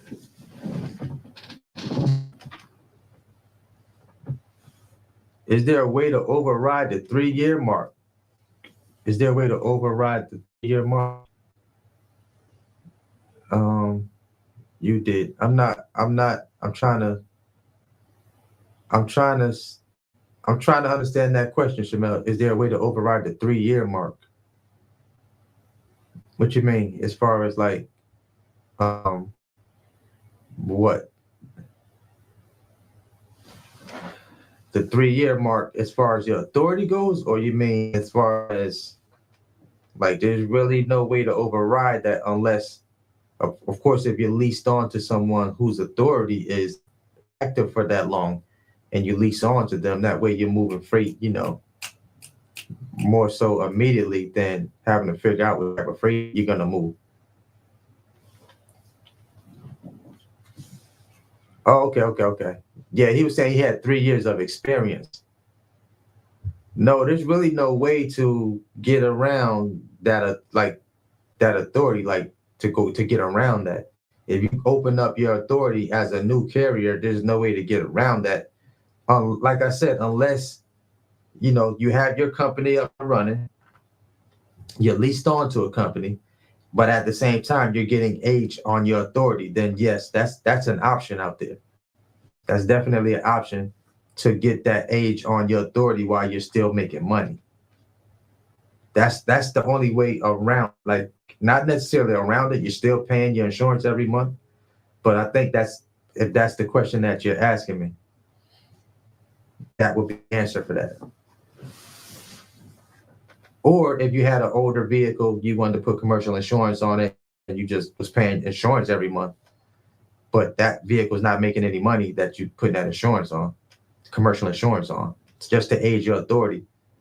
Like if you just money laying around like that, if you wanted to do it that way, then that may be another option for you to build age of authority. But even with the age of authority, still going to need some inspections, because now it's going to flip on you because, okay, you got the age, but you have no inspections.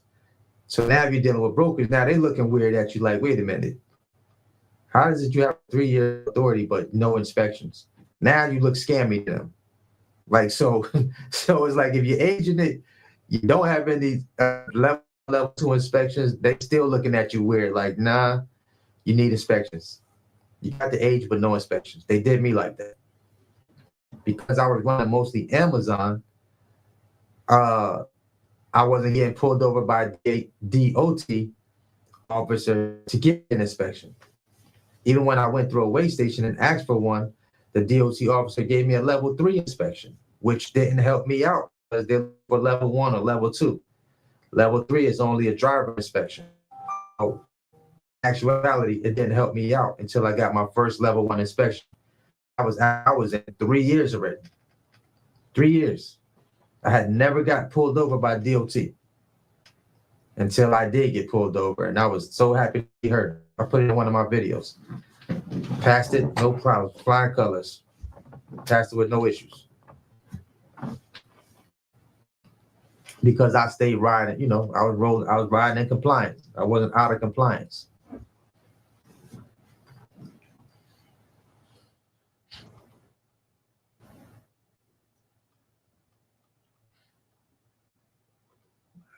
How I find a company authority, how much it varies.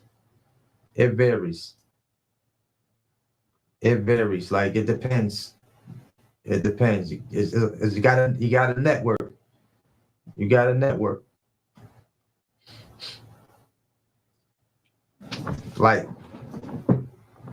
I do it, but I'm really, really, really hand selecting. Hand selecting. Like I only do it if you're in my program. Like I just open it up to people because whatever you do affects me. If my company's name is on the side of your vehicle, whatever you do, you get pulled, that affects me. You get pulled up and get an inspection, that goes on my authority. If my company name is on the side of your vehicle. Get a violation, I got a violation.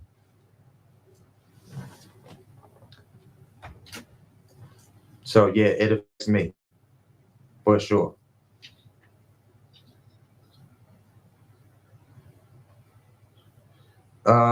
Yes, Verdes8 on TikTok said, can you run loads for a carrier and also on your own MC throughout the weekdays? Can you run loads for a carrier and also on your own MC throughout the weekdays? Yeah. Can you? Yeah, you can if you're leased on to that. If you're leased on with that carrier, and if a broker you run under your own MC, yeah, absolutely, for sure. No, so Shamel, if you're leased onto someone and their company's name is on the side of your vehicle, your company's name is not on the line. Their company's name is on the line. If DOT pulls you over with my DOT number on the side of the truck, magnets on the side of your truck, what you do affects me. It's not going to go against your company at all. It's going on my company.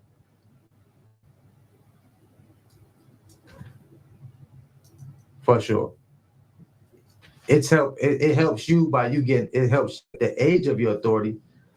But if your company name is on the side of your vehicle and you get pulled over, then that's going to affect your company for sure. Samel says she wanted to make money and make a difference. That's what this business should be about. That's what this business should be about. Absolutely. Absolutely.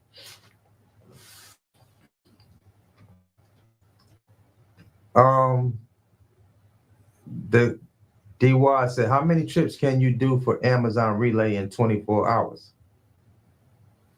How many trips can you do within 24-hour period?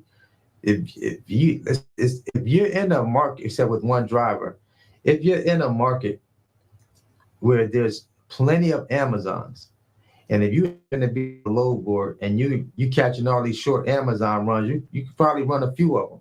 You could probably run a few loads. If you run a super short route, you probably can run a few Amazon loads. I know some guys that do 2-3 loads with Amazon. Not single day, but they're catching a couple of loads a day with Amazon for sure. Danielle was doing a couple of loads a day with Amazon. Sometimes she'll slide 3 in there the way she was doing it. And she the posted truck queen, truth be told. Shout out to Danielle. Excuse me. Danielle, she was running 3 and 4 a day with Amazon. There you go. And that's in the Virginia. That's in the Virginia market. Yeah, for sure, for sure.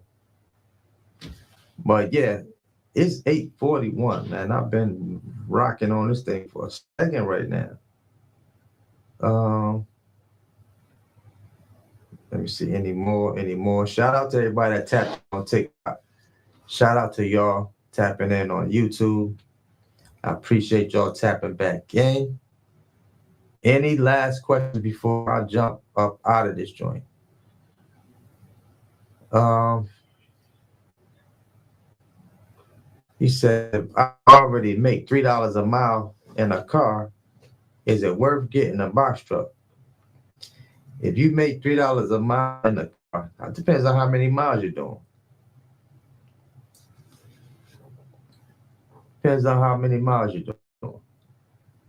You definitely not running contracts that I know of. You could be. I don't know. I don't know.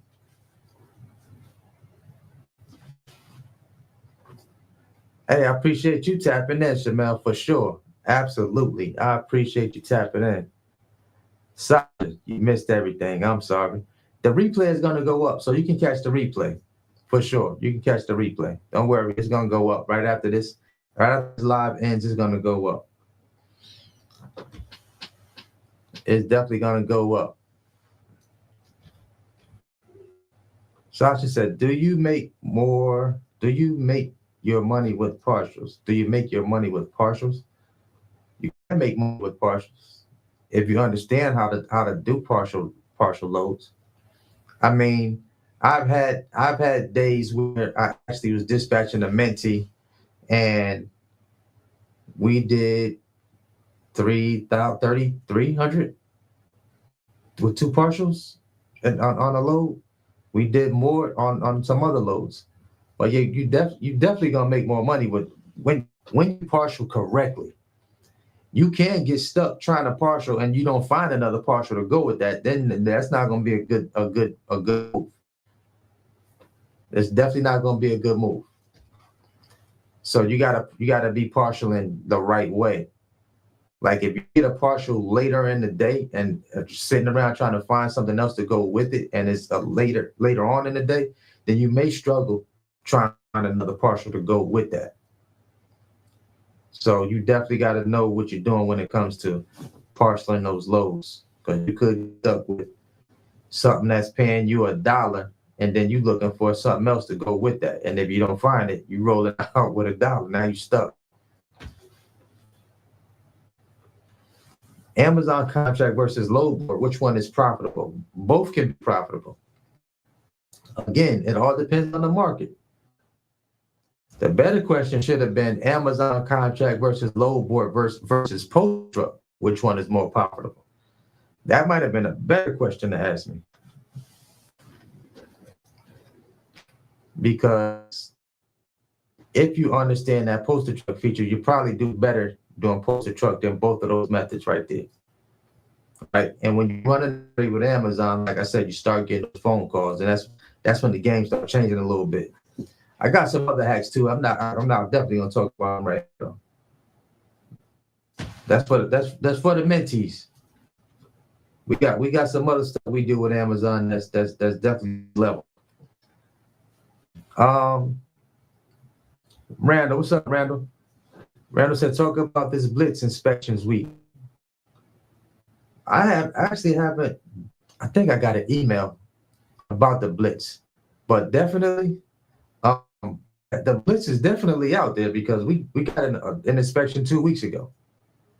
We definitely got pulled over a couple of weeks ago, and they heavy in them streets. So make sure all your paperwork is in order. You got everything in that truck, your fire extinguishers, your emergency flags. Make sure you have everything you're supposed to have in that truck. Electronic logging device, log books. If you don't have an ED, get your set of log books. Put them in that vehicle. Your DOT medical card, you're gonna need that too.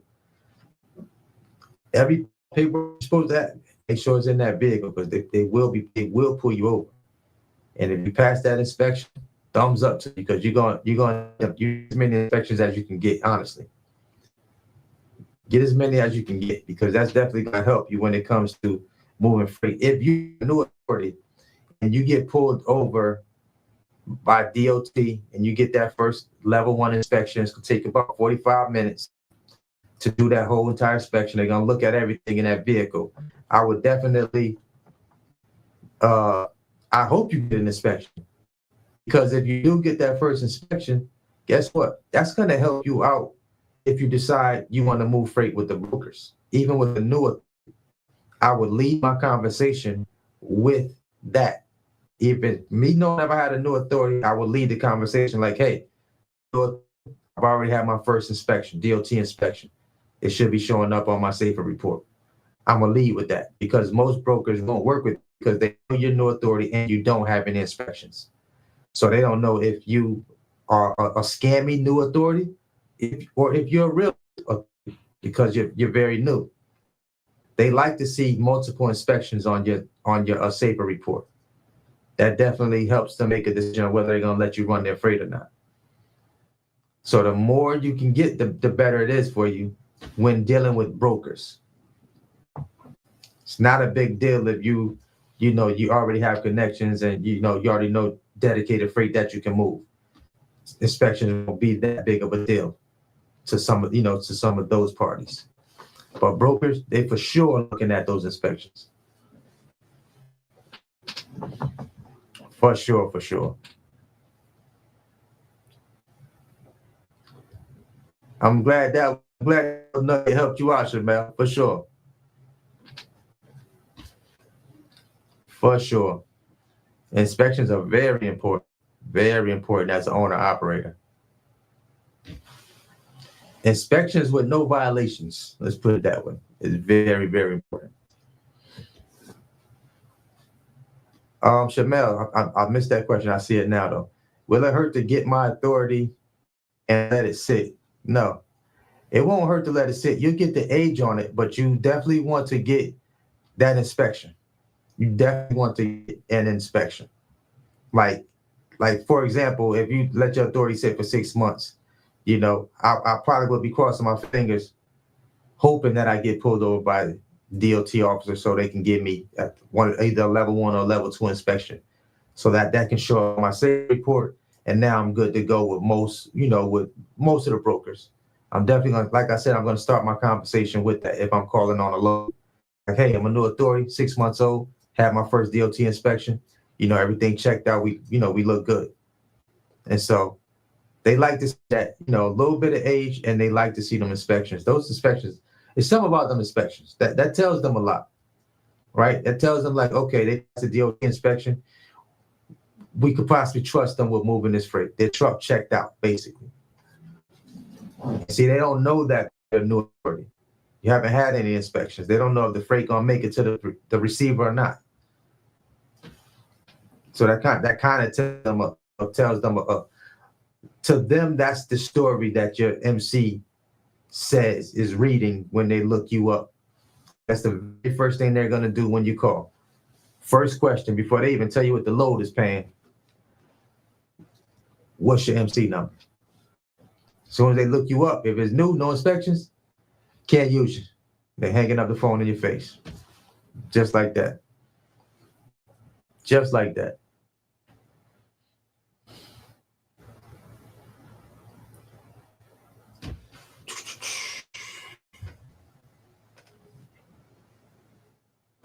Sasha said, I'm keeping both my trucks home.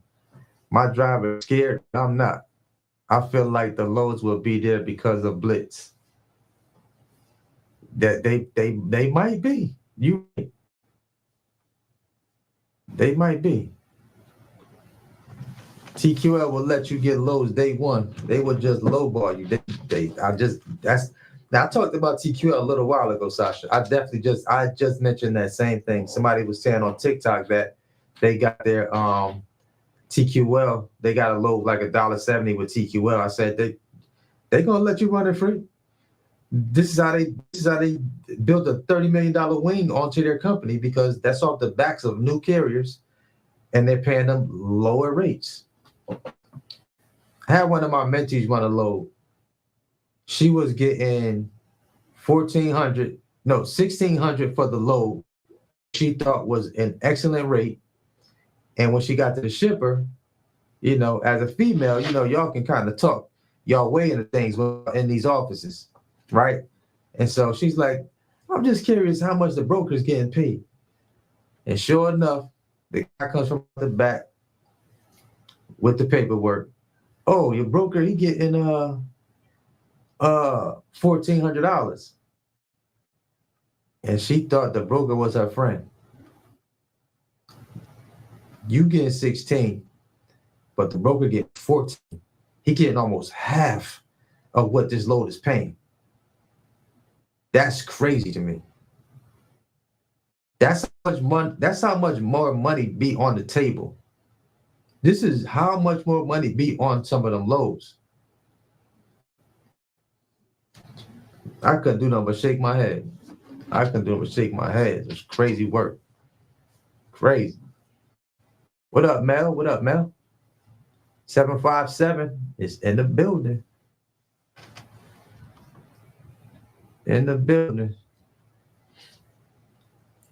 Let's keep our trucks home. Tell my driver scared, but I'm not. Oh, that's right. I know that is right.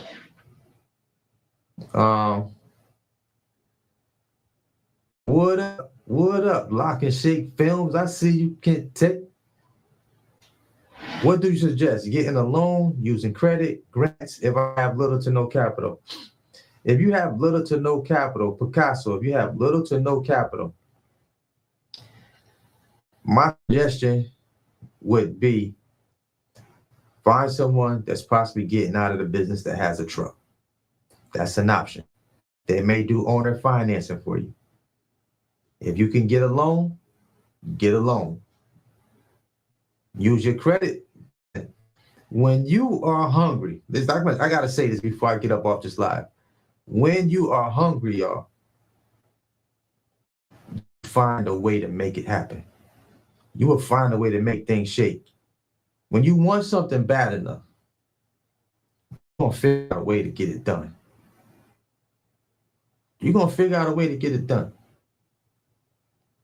If somebody put a price tag on your dream car and said, look, this is how much it is for your dream car.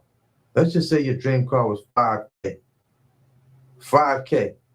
But you know the dream car really about 70, 80, 100, or 100,000. They tell you got 24 to 40 hours to come up with $5,000. How creative would you get to get that dream car? Your brain will start working overtime to go get your hands on that dream car. You're going to do what you got to do to go get it. So you got to get creative when it comes to what you really want. I'm going to ask you a better question. How bad do you really want to change your financial situation? How bad? How are you really tired of somebody telling you when you can and can't take vacation? I'm just curious. I mean, because like being told what to do to keep your job. Retirement ain't guaranteed. Ain't really guaranteed these days, right? 401ks is not really guaranteed these days no more, right? So a lot of things is not guaranteed. Nothing's guaranteed these days.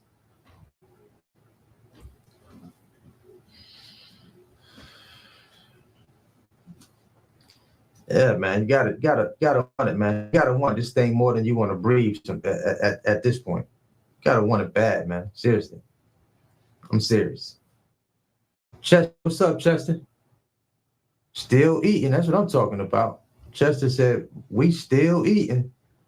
Let's go. Let's get it. Let's eat. That's what I'm talking about. Yo, hit that thumbs up button if you're just coming into the live. Hit the thumbs up button. I'm about to jump up out of this live. I've been on here a little minute now. 2 hours, 5 minutes. This is about my limit right there. 2 hours and 5. I hope you guys was able to take something away from this live, today's live. I appreciate you tapping in. If you have another question, I'll answer another quick question. But I'm gonna jump out of this live, and we're gonna go from there. We're gonna go from there.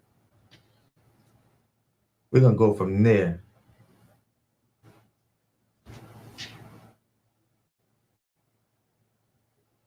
Yeah, and check this out. If you can get a grant, if you can find someone that writes grants, if you find you a grant writer for sure, but you got to have a business plan. That's the first part. In order to get grants, you have to have a business plan in place. So if you can get someone to put your business plan together, go to ChatGPT. It's a very, very valuable. There's a lot of tools that you can use online that can help you put a lot of pieces together. But if you can put that together, guess what? You could potentially get you a grant that can pay for your entire startup costs. And if you got good credit, it's for my good credit people. If you have excellent credit, got your LLC already established, you can go out there and get 0% interest business credit cards. You can actually buy a vehicle with a 0% interest credit card. Did you know that?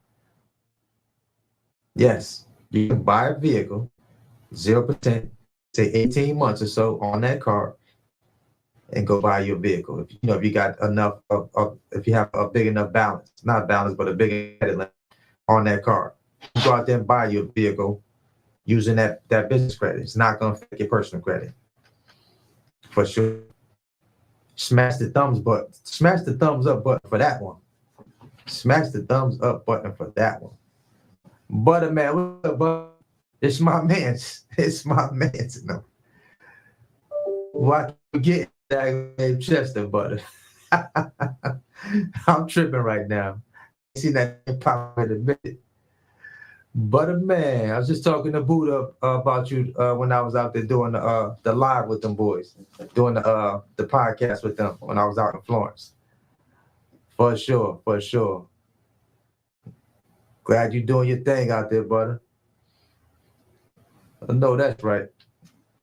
So yeah, if on TikTok, make sure you subscribe to my YouTube channel for sure, because that's where a lot of these gems get dropped on a regular basis over on my YouTube channel.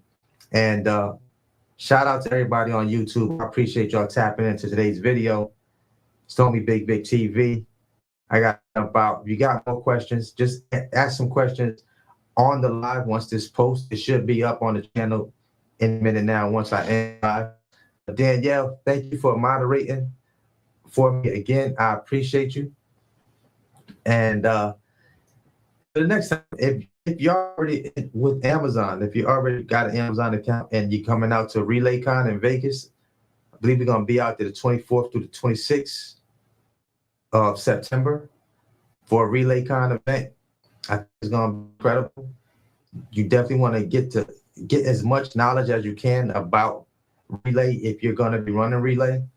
I'm trying to work on putting something together a day or two before RelayCon starts. So I'm trying to work on some type of mastermind, VIP type of situation that I'm gonna put together before the RelayCon event while we're out there in Vegas. So stay tuned for that announcement and stay locked in. Make sure you subscribe to the channel. So Big Big TV.